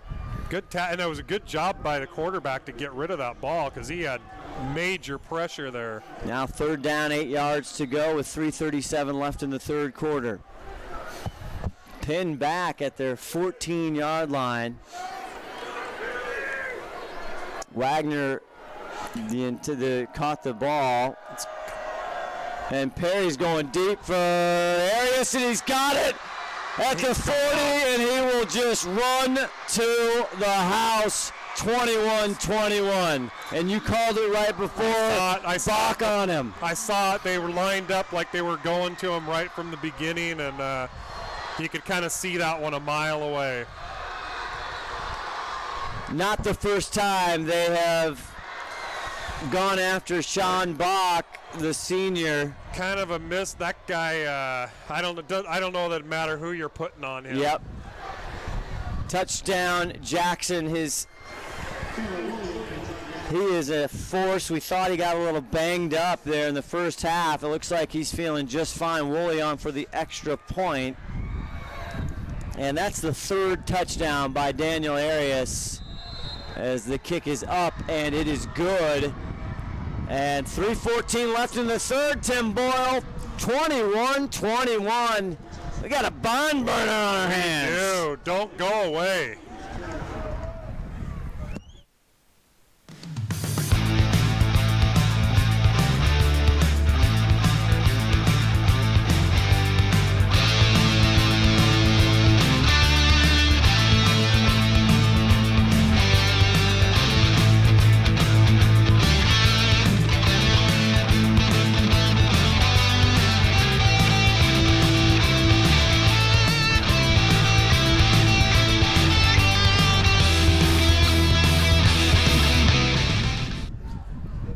here. The closing minutes of third quarter, 3 minutes 14 seconds to go in the third. Scott Ohsman, Tim Boyle, and they have struck quickly the Jackson Timberwolves. Another lengthy 65-yard or so Arias catch and run to the house. And it's been the big plays that have hurt Glacier Peak. You know, all their touchdowns have been by Arias there. 2 of them really big ones, and 1 of them coming right after that special teams mishap. He is a phenom athlete. Woolley to kick this one off. Kadoma is going to take it, and he's got to stay put. They'll head out to the 20-yard line. So a heavyweight bout almost. Glacier Peak coming out early in the third. They go up by 7. Jackson in trouble, 3rd and long, and they just bam. Yep, you could see that one a mile away, and when they're going to be 3rd and 10, 3rd and 12, you're going to have to double team number 6 because that's where they're going. Hasn't been since their opening night, that loss to Bothell, since they have been down. They were down once before. In the second, 14-7, they came back, tied it up, and that was our halftime score. Sophomore Aiden Ziomas gets it to Latali. Latali cuts up. He'll maybe good for 1 or 2, but that's about it. Good job on the Jackson D line there, holding down the fort. Sullivan, the linebacker, Marcus, but also some big fellas up front as well, and you're seeing that. 2nd and 9.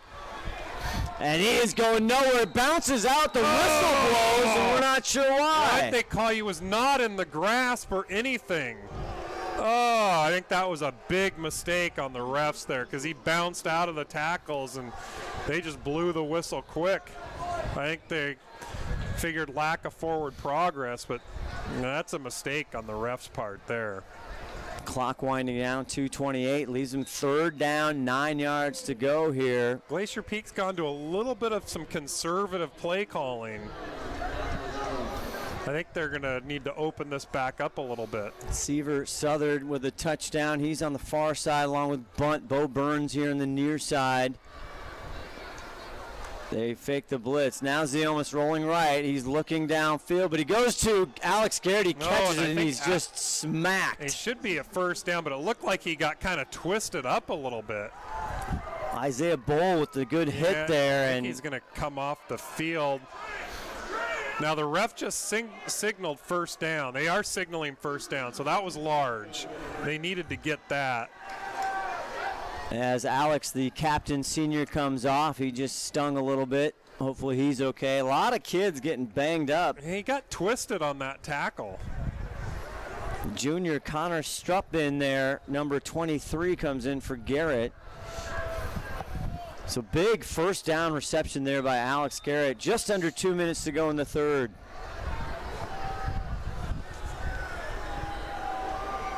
Latali. No. And great pursuit. Marcus Sullivan, he is excited as he should be. Man, they don't really have an answer for him right now. He's kind of the only guy on their team that's been able to have an answer for bunt. Him and Marquezinus probably not got that one. You'll get a letter about it. I deserve one. 122, 2nd and 10. And now there's flags, more flags, and more flags. That's generally an offensive, some type of legal procedure. They're going to get a false start there. And the penalties are just killing Glacier Peak tonight. And racking it up. We'll have to make sure we talk about that next week.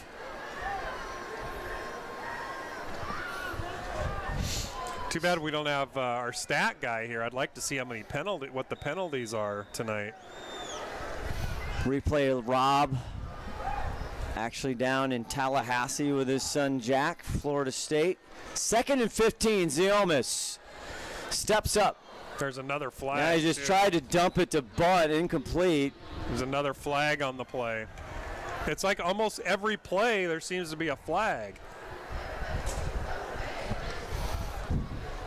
Across the way, I think it's that illegal shift on GP.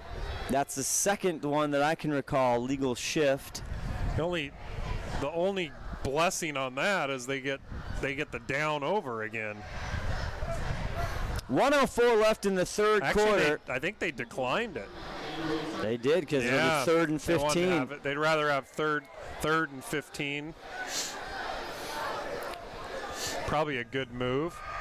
Connor Strupp again on the near side of the field, the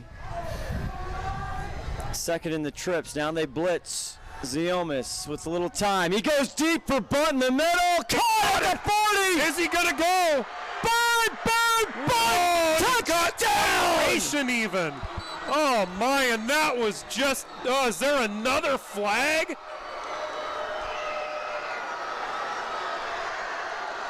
There might be another flag on GP. The GP kids You've getting excited, but me.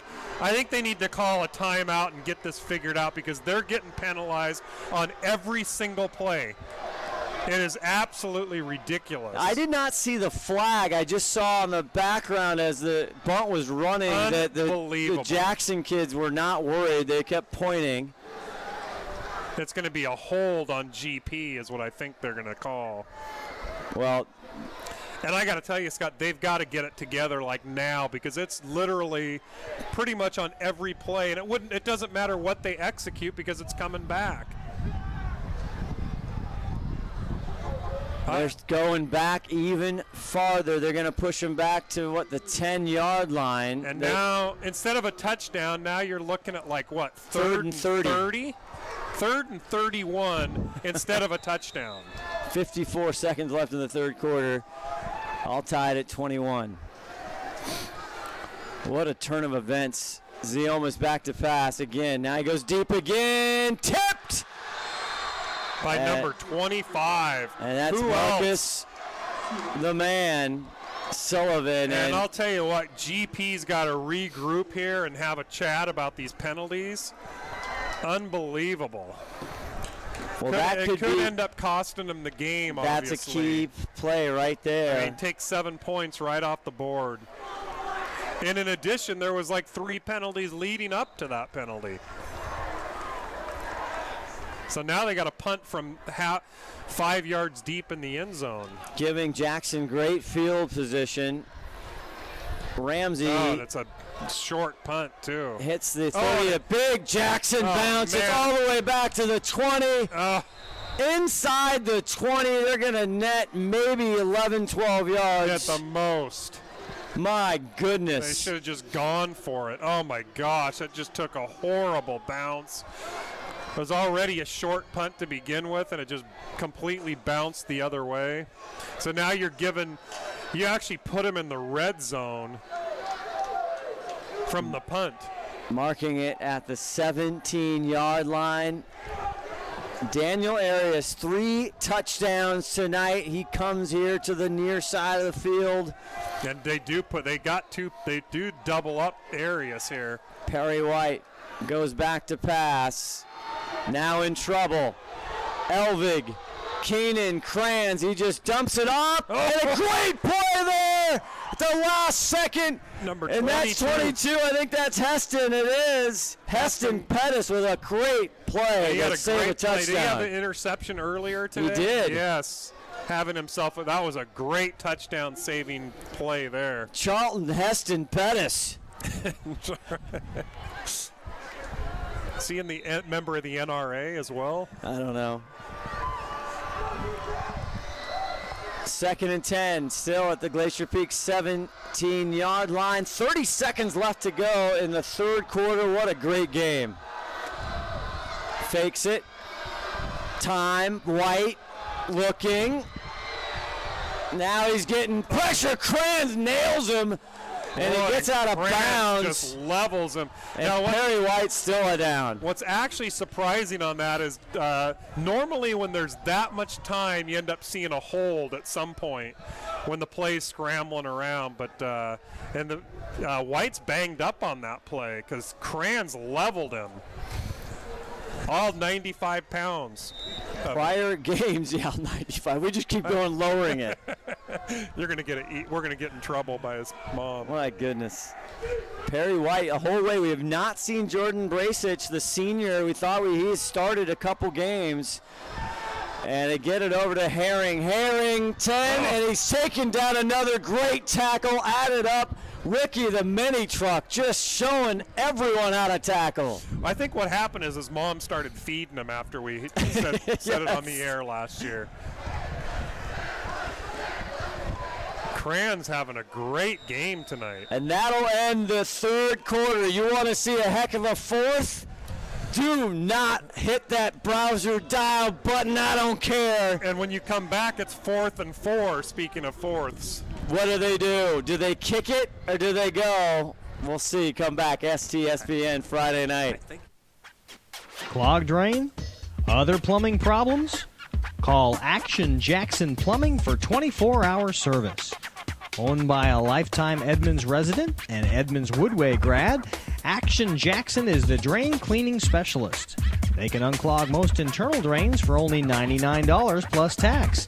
Call 425-877-5601 or visit Action Jackson.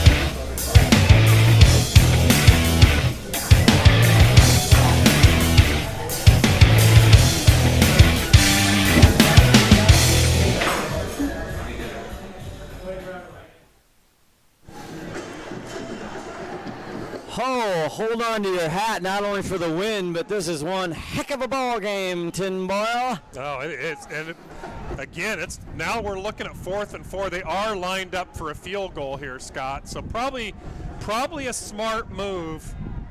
Although it's kind of windy out there, so this is no gimme. 28-yard field goal attempt. Woolley Herring with the hold. It's up. I don't know. Did that go through? And it is good. Man. He just kind of curved that around the left side. Boy, I don't.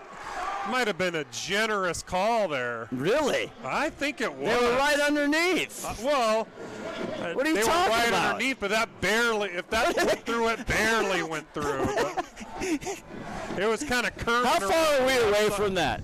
I'm far enough where I can see perfectly. You are eagle eye. That LASIK you had at age 12 is still hanging on. They kind of bent that right around. A 28-yard field goal, despite Tim's objections. I'm questioning it. I object. 24-21. Jackson takes the lead. Where's the red flag that I can throw on there? They're underway at Snohomish Veterans Memorial, Snohomish Panthers, and the Linwood Royals. But I tell you what, edge of your seat kind of stuff here. 24-21. Just the start of the fourth quarter. We saw the Monroe Bearcats walking into the stadium. They're going to have an interest in this game for sure.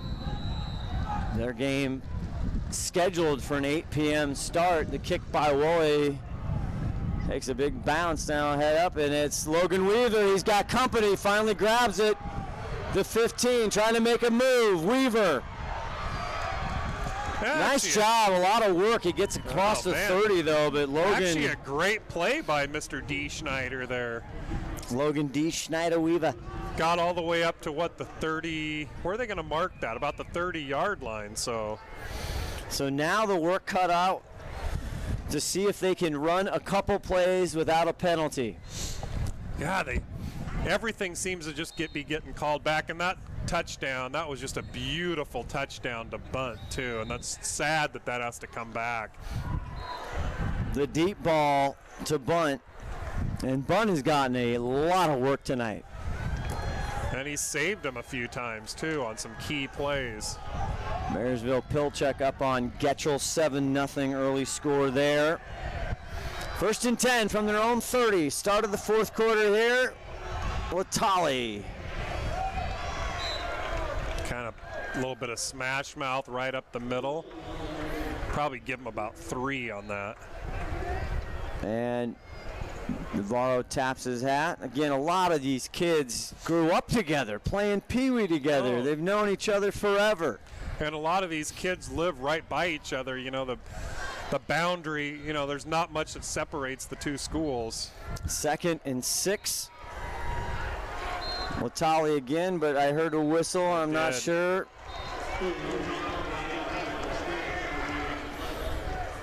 I don't know that play got off. Yeah, did it? Third down, they say, down on the I guess field. it did get off. I was hearing whistles, though. 11:04 left in this game.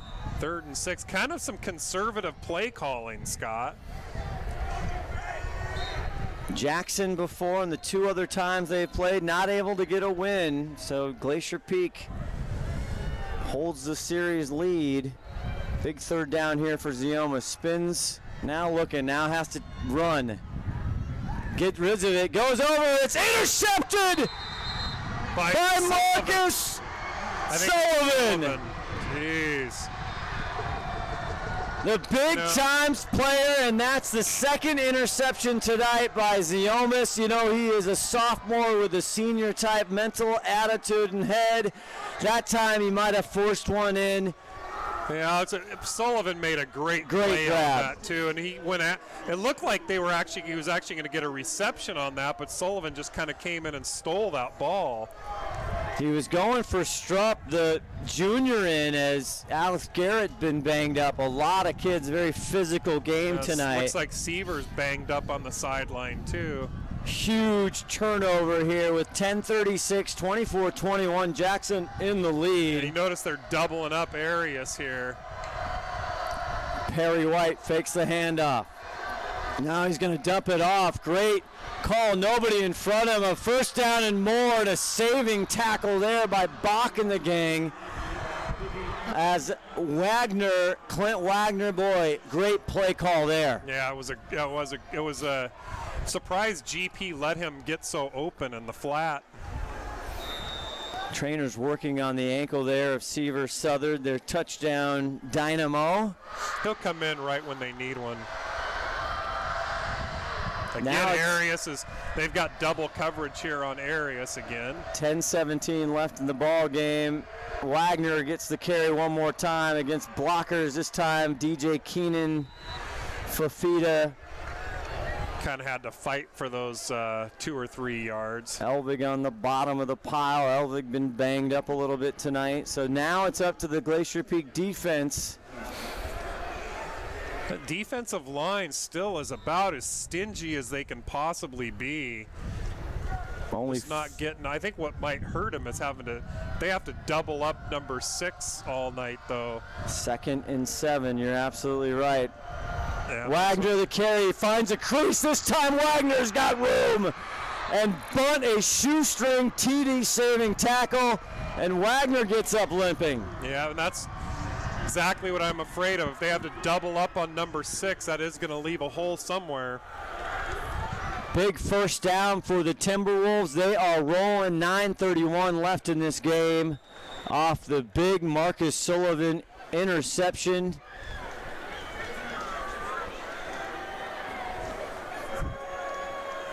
Perry White.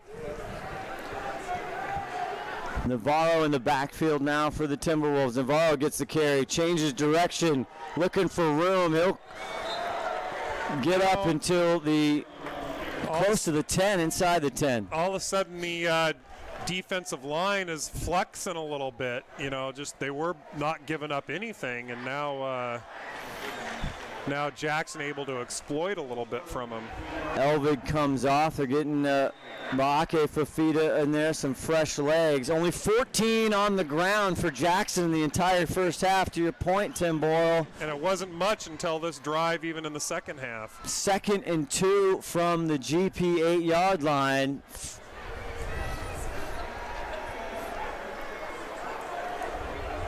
DJ Keenan, Ricky Kranz up front.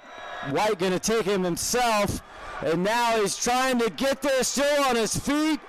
And where did the pile? They might have him at the half-yard line. I think he's just short of the goal line there. Little quarterback keeper there. But it's a good play. Picks up the 1st down. Yeah, 1st and goal now. Got 4 chances at it now. Probably, if I'm Jackson, I'm taking as much time as I can and punching that through. 8:33, 1st down, the clock is stopped. 3 timeouts for Glacier Peak, 2 for Jackson. The difference here is you're not seeing Jackson getting penalized on every offensive play, and it's making a big difference. Perry White. Can they punch it in? Low snap. White takes it, and he's hammered. Did he get it across? No signal. I don't think he got it across, and he's lucky that didn't get away from him because it was a bad snap.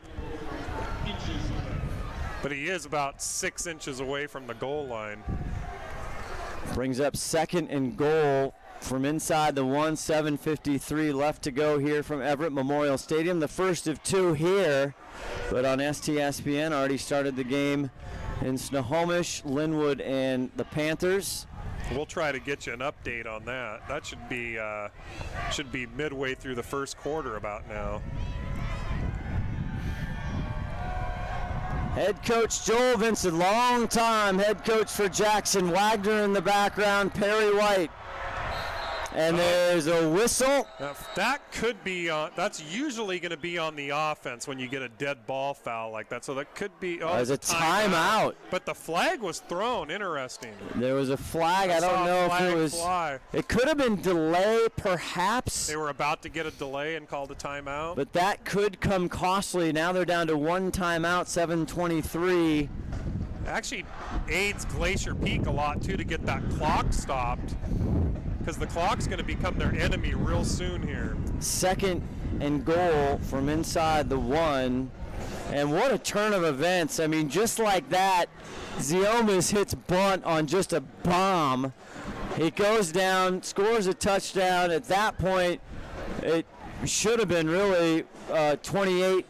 28-21, yep. But there's a call. That would have been like the 3rd or 4th penalty in a row, or maybe the 4th penalty in 5 plays on GP, and they hold them. Being 3rd and 30 or 3rd and 31. Yeah, then they have to punt. They come down, and at the end of the quarter there, they get a 28-yard field goal by Woolley. Glacier Peak then throws Ziomas the INT, and here we go. Perry, low snap, it's on the ground, and Painter makes sure he doesn't go anywhere. And Perry's again slow to get up, trying to get helped. That's a big play there, because now you're looking, instead of being on the 2-inch line, now you're back at the 7-yard line? So that is huge. So now it's 3rd and 7 instead of, they had it 1st and goal on the 1. 3rd and goal from the 7. A couple consecutive low snaps that time. That's been White couldn't handle it. 3 out of the last 4 snaps have been real low like that. So a different obstacle in front of the Timberwolves now. 3rd and goal from the 7. Perry floats. He's got a wide open, and for the 4th touchdown, Daniel Arias. Got to call him touchdown machine. Scott, I don't understand why they don't double that. You can't let him be open. You know where that's going. I said it earlier. Anytime it's like 3rd and long or 3rd when they need a clutch play, that's where they're going. A good play action pass. White rolled to the right side, and it's just hard to miss.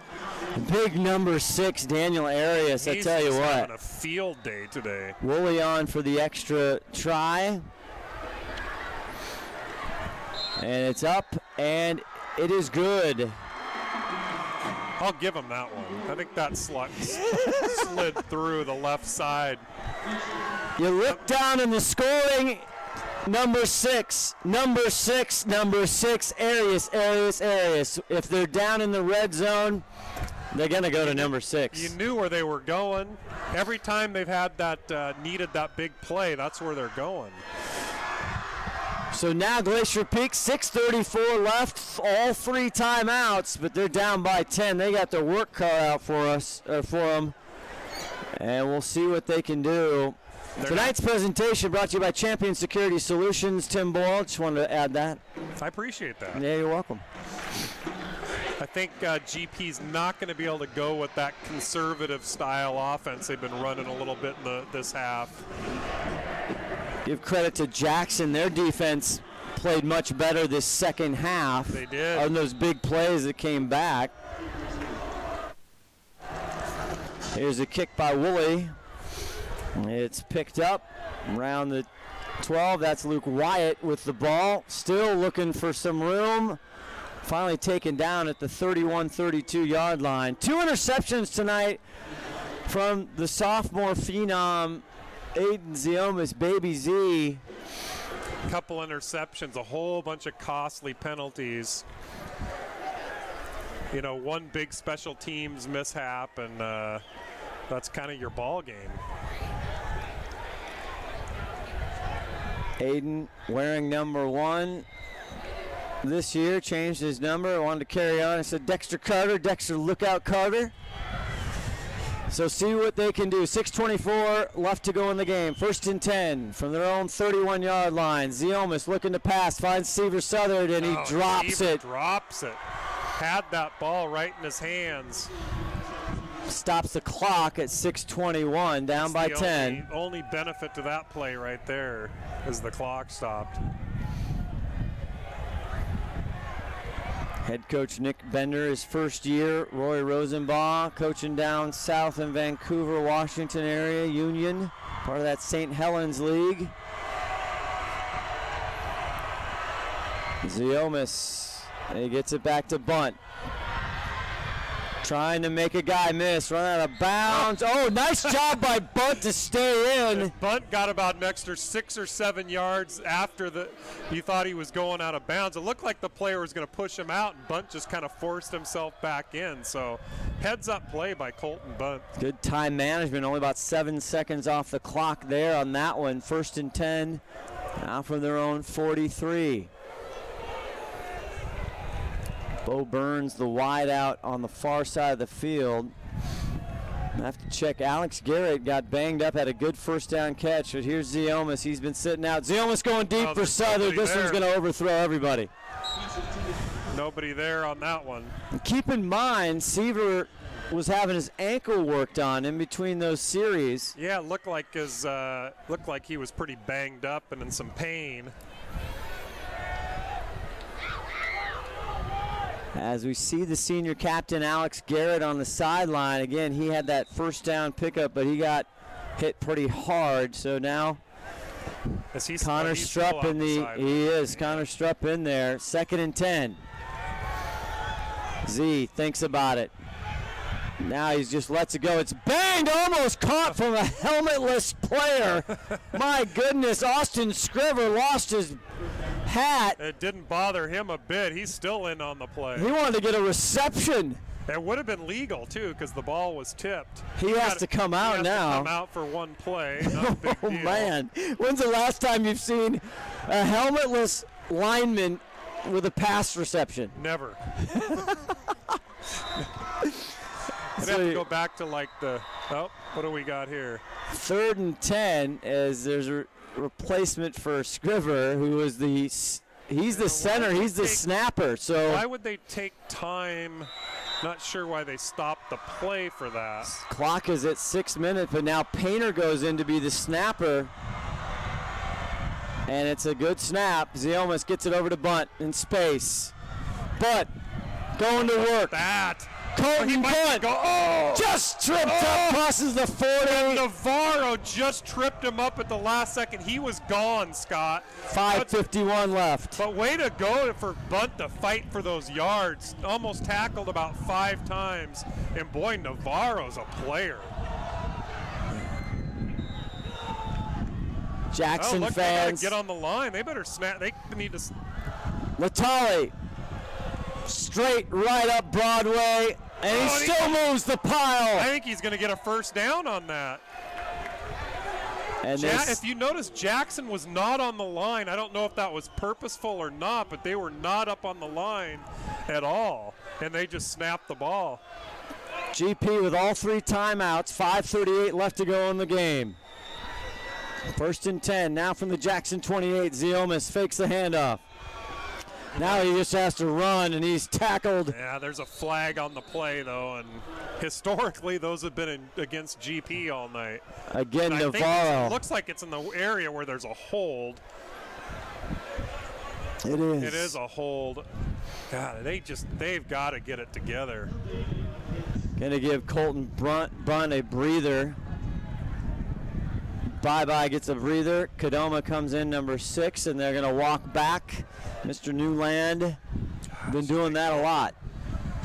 5:27 left in this one. Now you're looking at 1st and 20. That's you know what the percentage of that is? About 5. Run the stats. Run the numbers. It's about 5% to get that first down, but maybe they're an anomaly here. Baby Z trying to lead the team. Down by 10. 5:20 left. He launches it for Southern. Cannot get there. Coverage by Boyle. No flags. It didn't look like Ziomas had the ball gripped correctly. It kind of looked like that kind of flew out of his hands wrong, but a little bit overthrown either way. So now you're looking at 2nd and 20. Now the percentage just went down to about 2. Bunt got him inside the 30, but then the penalties have been the story of this game for Glacier Peak. There's no doubt about it. Latali, and he hits hard, and he'll get up to the 35. That brings up and that's going to be on. I think that's Seaver's clapping like it's going to be on Jackson. And Boyle. And number 3's coming after the ref, and they're holding him back like he's going to. It is and Glacier Peak caught a big break. Huge there. break. Isaiah Boyle, who's been working on Seaver Southern all night. And Seaver somehow, and Bull was pissed. I mean, excuse my language. He was not happy at all. You can say pissed. Yeah, you're right. There's been a lot of changes in the airwaves here. Have you watched network TV? Now, the thing is in high school football, I don't think it's an automatic first down. It's not, as you look, it's third and short, but that makes up quite a few yards. 3rd and 2 now. In college and pros, that's an automatic first down. In high school, it's not. So they still got to get the 2 yards, which is very manageable though. 5:06 left to go in this ball game. 31-21 Jackson. Aiden Ziomas. He's looking for Seaver. And now there's 2 flags, and that's on. They put Daniel Arias. It's TD and TD. Yeah, they knew that ball was going to Seaver, so that's going to be pass interference guaranteed. Well, I don't want to pull a Dan Fouts and say guaranteed, but I think it's going to be pass interference. Should have a Twitter survey. Who hates the Seahawks worse, Dan Fouts or Troy Aikman? I think it's Fouts, but it's not by much. So 10-point game here, 4:56 to go. GP with all 3 of their timeouts. Jackson only with 1. Now, here's the key thing. Seaver's drawn 2 big fouls, so good heads-up playing by Seaver. And Arias still on Seaver Southern. They got everybody stacked on the right side of the field here. Ziomas going to Kamahara, and he's stuck quickly, but he'll maybe make it back. Possibly. Keeps the clock running with 4:42 left. Then now, Tim, when your GP got 3 timeouts, it's still 4:40. And when do you start using them? Probably not. Probably they need to score on this series. I wouldn't use them till they actually score here. Bunt the slot receiver on the near side. Kamahara there.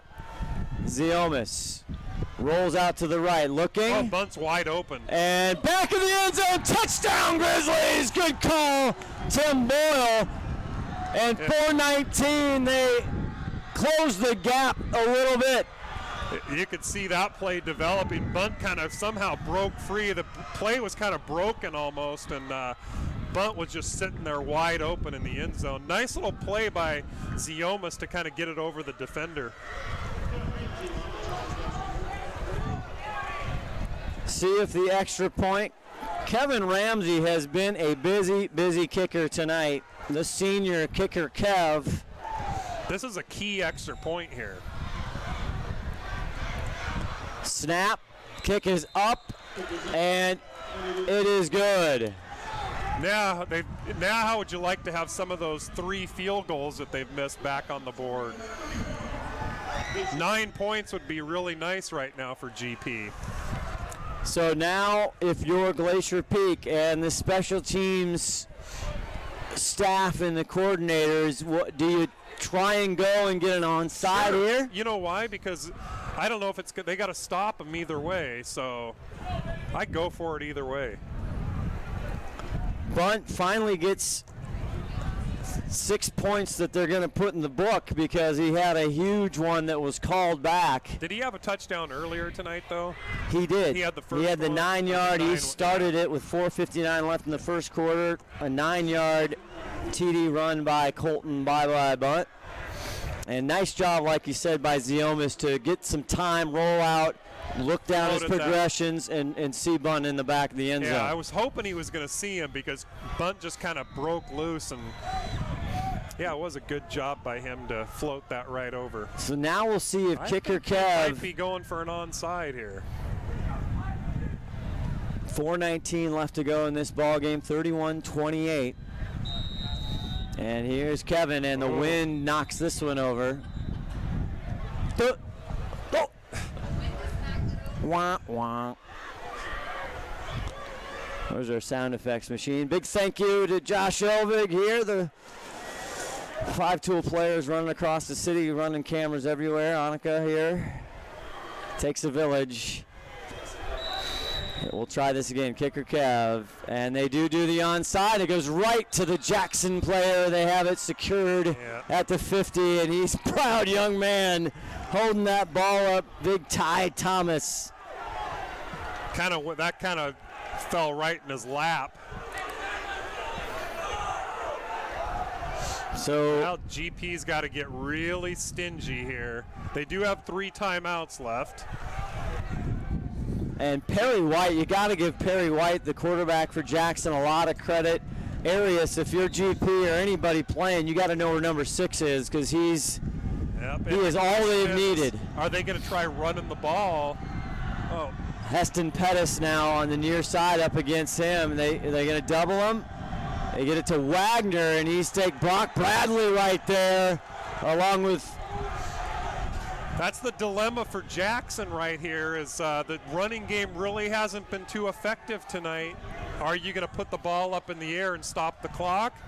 Or are you going to try to run the ball? Ricky Kranz on the tackle there. Just under 4 to go here. 3-point game. Watch number 6 here. He's kind of the X factor. Heston Pettis now in here. We're right above the Glacier Peak sideline. Glacier Peak fans, the kids trying to get fired up. Painter comes through. Here's White rolling. And he gets it off, and it's caught. Actually, not a bad thing for GP. It catches it about 5, but he goes out of bounds and stops the clock, which is a little bit of a favor for Glacier Peak. Again, Marcus Sullivan brings up 3rd and 4, Scott. So big 3rd down right here. 3:32 left in the ball game. Now they're going to go back and talk about it some more. They're going to huddle. White genuinely getting over to his offensive coordinator there, the coaches, to get this play in. 3:32 left. We need a play clock. 3rd and 4. Wagner. Not going to get it. Oh. And he gets a last-minute lunge, and he's pulling the ball out. I don't think it's enough for a first down. It's not. It's going to be about 4th and 1. They stop the clock with 3:26. Did GP take a timeout? I don't think so, or GP did they? took a Yes. Timeout. Yes, they did. Yep. Ooh. We'll take a Fred's Rivertown Alehouse, but not too much. See what happens here. 4th and 1, 3:26 left.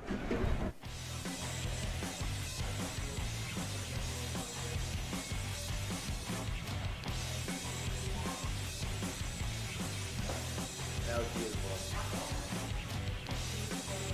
It's basically, yeah, it's great.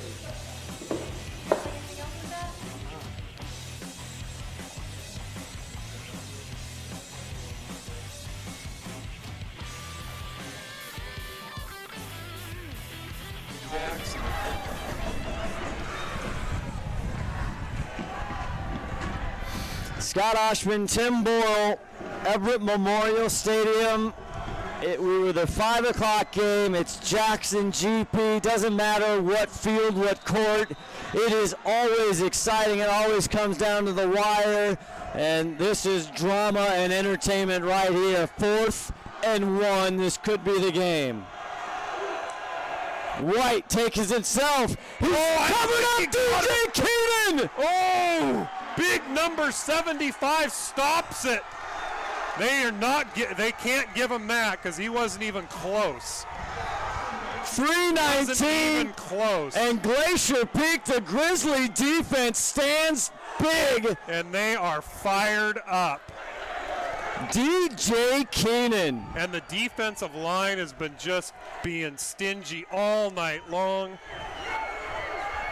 Boy, they wish they had that play back. The chess match continues now. Aiden Ziomas. Seaver's back in the game. Can he bring them back? They were down by 10 just moments ago. 3:19, 2 timeouts. They're going to start at their own 41. Aiden, rolling chase, eludes a tackler, now scoots up and he gets popped. He gets hit hard by big number 55. Is that Sullivan? No, it is not, but that's Nick Peterson. Nick Peterson.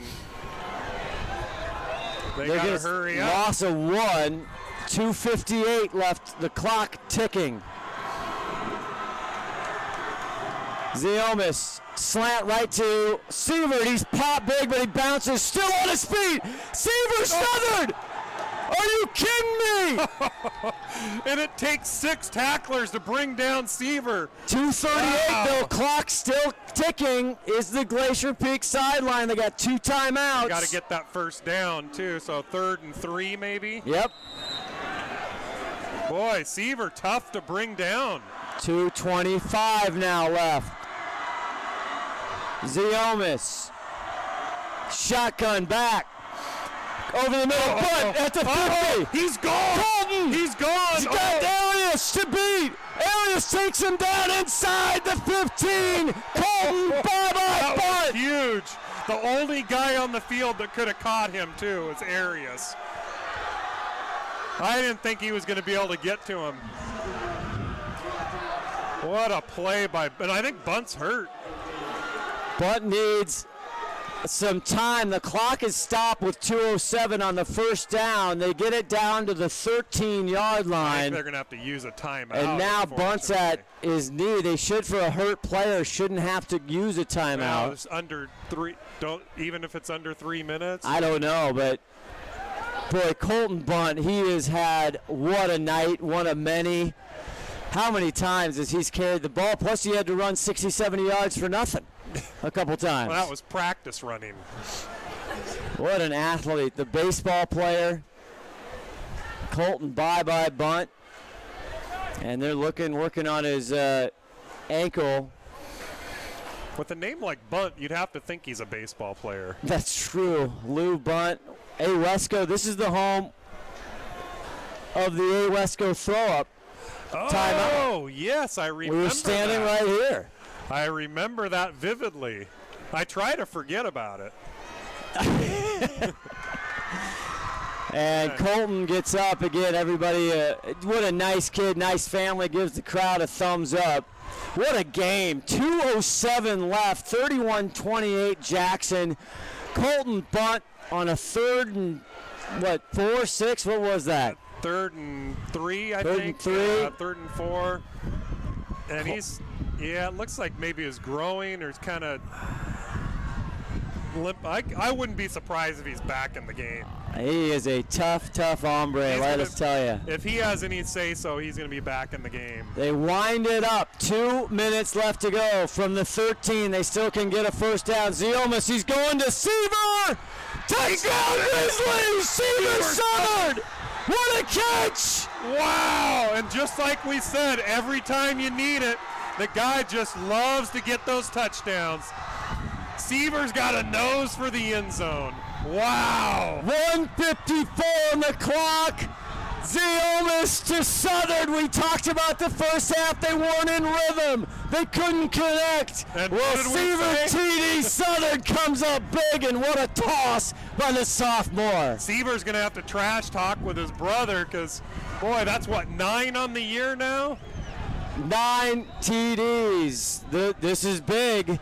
They go for one. The kick is up. Ramsey's kick is up, and it is good.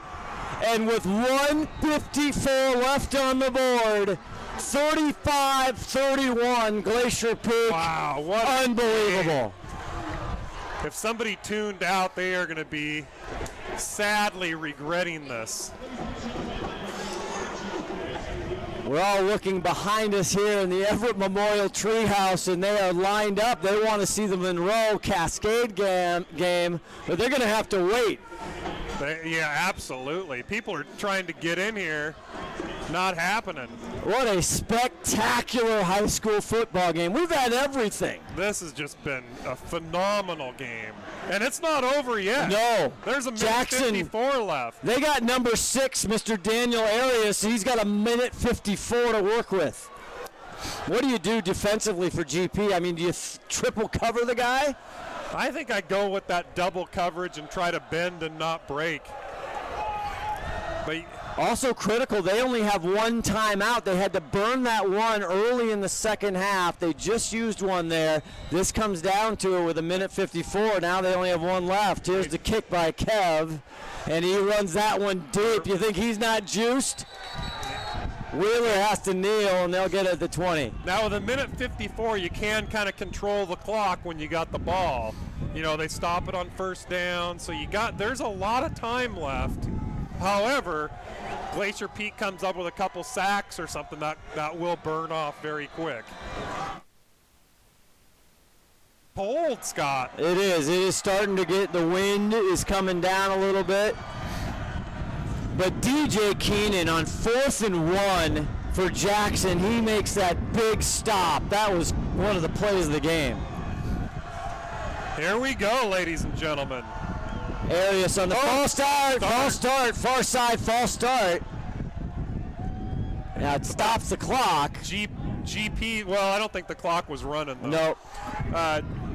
GP's been the victim of that all night, so it's about time they call Jackson on it. Yeah, the wind's starting to really whip up here. Good thing we're not doing the late game. I'd need like a Sherpa or something to bring me some. To bring the parkas. That's right. And a yak. Fire up the Bobby. 1st and 15. Oh! Bud snap! It's in the end zone. Perry White has to roll it out. He pulls it in. Painter. It's out. It's a safety. Oh my! What did I just see? He snapped it all the way to the back of the end zone. Then Perry actually tried to save it. That would have been if he would have actually saved that, it would have been a touchdown, Glacier Peak, because he threw it right back into a Glacier Peak's into Painter's hands. Yeah. What an unbelievable last few minutes. Are you kidding me? Now Jackson actually has to punt the ball or kick the ball off to GP, and they can wear out the clock. They have not beaten GP in 2 tries. They had a home and a home several years ago. I can't believe it. The Jackson fans blackout. They are stunned. They can't believe it. They had a 3-point lead. They had a 10-point lead, excuse me, with probably 4 minutes and 40 seconds left. And GP's just hung in there. My goodness, what a game. Well, in fairness to GP, they've been kind of knocking at the door the whole game and outstatting them and outplaying them, and they finally kind of turned it into some points and some productivity. When they cut down on the penalty mistakes on the offensive side. What a game. And Monroe doing some scouting. Monroe, that is the next opponent on the schedule for Glacier Peak in this 4A. They're right below us, and that's a pretty good-sized football team. Monroe's kind of out in the country, so they're fed well out there. And well, they got one of the best quarterbacks in the state, Zach Zimmerman, who is just putting up huge numbers. Michael Bumpus, the coach, kind of a newer coach over there. Yep, turned the program around pretty quickly. And the wind is just howling. All of our stuff's going to be blown off this table here. Oh, they're going to go for an onside. Good call there. And a different kicker. It bounces up, and it's caught right there, and it's this placeholder, Evan Christie, the junior. That's a pretty big catch for the junior Christie. That is large. And he is hugged by his coaches and his teammates. Now the field position, Glacier Peak's down on the 32-yard line of Jackson, so they can choose to run out the clock or try to get a couple more points. 37-31, a minute 47 left to go in this unbelievable, it's been back and forth football game. Now they're going to go back to that power formation, like what they call it, the Panther. The Panther package. That kind of wing T-ish look where they have Luke Wyatt there kind of angled in. Latali, the running back, he gets the ball, he covers it up, and he is hammered, but they can't bring him down. Finally, he's taken for a loss. Use that timeout real quick here. And here we go. We will take a quick timeout just to catch our breath. 1:36 left, 37-31. What a game. Friday Night Lights, STSPN.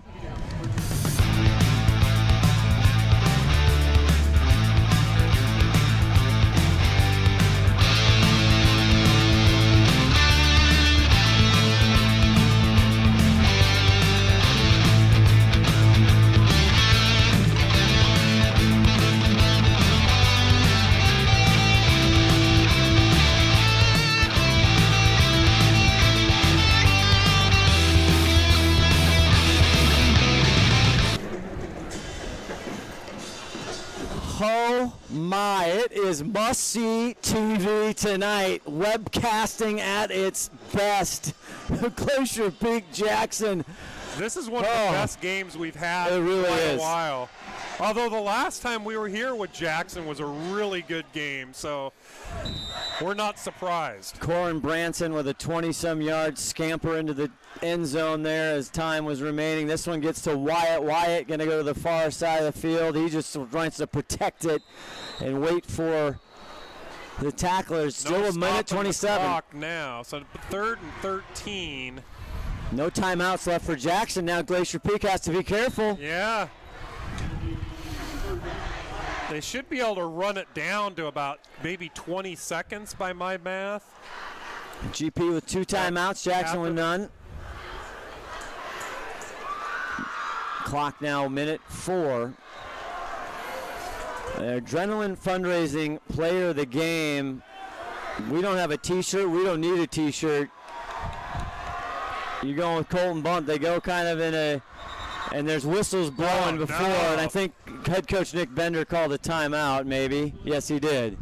They still got 1. That leaves them with 1.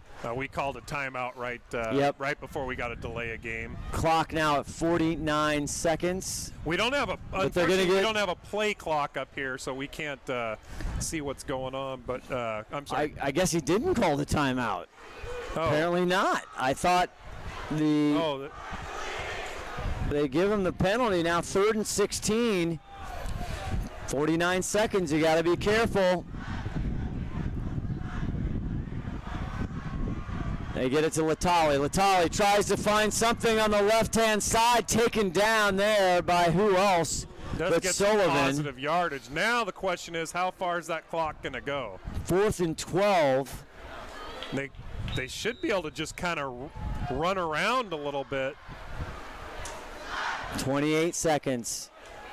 25.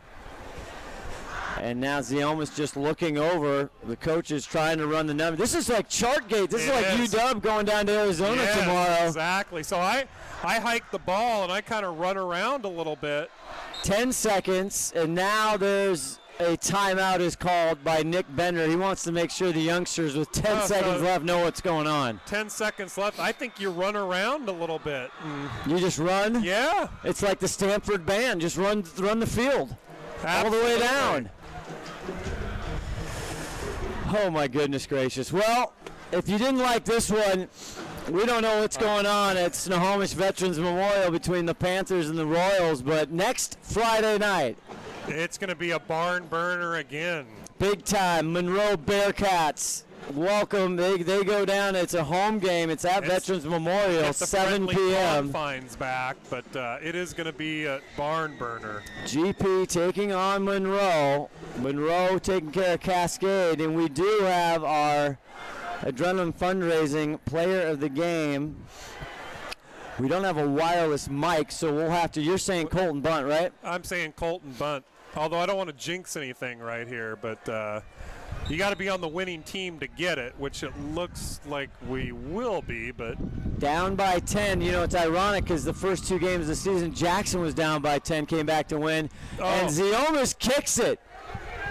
And it's rolling with 3 seconds left, 2 seconds, 1 second left. Oh my! Still some life in the Jackson Timberwolves. Quite kick it far enough. That was actually a good play. Needed one. If you would have kicked it just a slightly harder, it would have run the clock out. Now the question is, you gotta do something about number 6, right? Absolutely. You got to cover him. You got to go way back to putting Bo Burns back there. You gotta put the house back. But I tell you who's not there, who's got some ice on his ankle, Colton Bunt. Oh, that's a problem. That is, because he's one of the only guys who can catch him. This makes me nervous. 1 second left.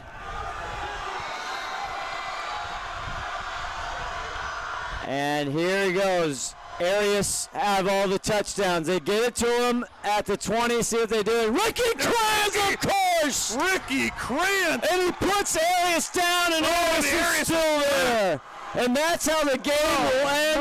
Glacier Peak, 37-31. One of the best high school games we have seen in our 6 years. And Ricky Kranz is ridiculous. Player of the game, change? Oh my gosh. Maybe. We're going to have to take a time out and think about it. Where's that breaking news? This just in.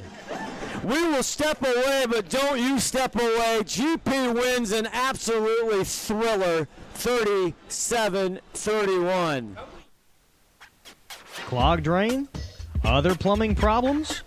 Call Action Jackson Plumbing for 24-hour service. Owned by a lifetime Edmonds resident and Edmonds Woodway grad, Action Jackson is the drain cleaning specialist. They can unclog most internal drains for only $99 plus tax. Call 425-877-5601 or visit actionjacksonplumbing.com. Oh, what a post-game show. Glacier Peak hanging on by a thread, down by 10 in the fourth quarter with 5 or so minutes left as you see the kids shaking hands. They've all grown up. What a tough, tough game to lose if you're a Jackson Timberwolf. And Ricky Kranz with that tackle and all the work he's done. Tim Boyle decides to pivot. He makes a change at the last second. Our Adrenaline Fundraising Player of the Game, Ricky the Mini Truck Kranz. And we'll go down, we'll get a picture with him and we'll post it. But what a flipping ball game tonight, Tim Boyle. That was unbelievable. The whole, excuse me, got to get my mic back together here. The wind. You're a mess. You're falling apart, Boyle. We couldn't handle it. It's too much excitement. But yes, what a game. What are the stats we got here a little bit for the post game, which we don't normally do? GP 42 first downs to Jackson's 21. 240 yards rushing for GP. Jackson 24 yards rushing. Wow. 296 passing to 325 for Jackson. And 548 total yards to 366 for Jackson. Oh, the Jackson Timberwolves, they had this one not in the bag. You're up 10. It's late in the fourth. You're feeling good. Your defense is doing what they're supposed to. They're stopping GP. Everything's going right for them. 4 minutes, late in the fourth quarter, they feel like they've got it, and GP just doesn't give up. And some of those things that they were doing all night kind of came together. The stats were with GP all night. So just Except a matter the penalties. Exactly. Well, that was, and imagine if they didn't have some of those penalties, you'd have probably had to add another 100 and some yards to their total. They would have been over 600 yards tonight easily. Well, a GP victory, but I tell you, both teams, they are got some bumps and bruises, and we'll have to see how that looks as we go through the week as they get ready to set up for the 8 o'clock game. But you don't know if Colton Bunn is so key, so huge. He was tremendous tonight again. And in the clutch, just all night long in the clutch. And Baby Z, tell you what, he had to overcome. He had some INTs. I think those are his first 2 of the season. And then he comes back. I mean, you can't throw it any better to Seaver Southern in the corner. Hashtag frickin' glamour. I tell you what, that is big-time clutch play by Seaver Southern. We kind of called that at half, that we said that those two would start connecting more, and Seaver just has a nose for the end zone. You know, Bunt had a great game. Seaver had a great game. Kranz had a phenomenal game. DJ Keenan, that huge stop, 4th and 1, that started it all. So what a game tonight. It's hard to pick who's player of the game. We could pick literally 6 people. We're going to give it to Kranz just because he hasn't had a shirt yet, and he been deserved unbelievable. it tonight. Well, that's going to do it for Tim Boyle, Josh Elvig, Annika, everybody here. Scott Ohsman saying so long. Glacier Peak hangs on. They win a barn burner. The rival Jackson 37-31. Thanks for watching. We'll see you next Friday night. It's GP Monroe, 7 p.m. kickoff, 6:30 pregame. You don't want to miss You that do one. not want. Thanks, everybody. 7 p.m. You're watching Friday Night Football. 37-31 GP STSPN. Good night.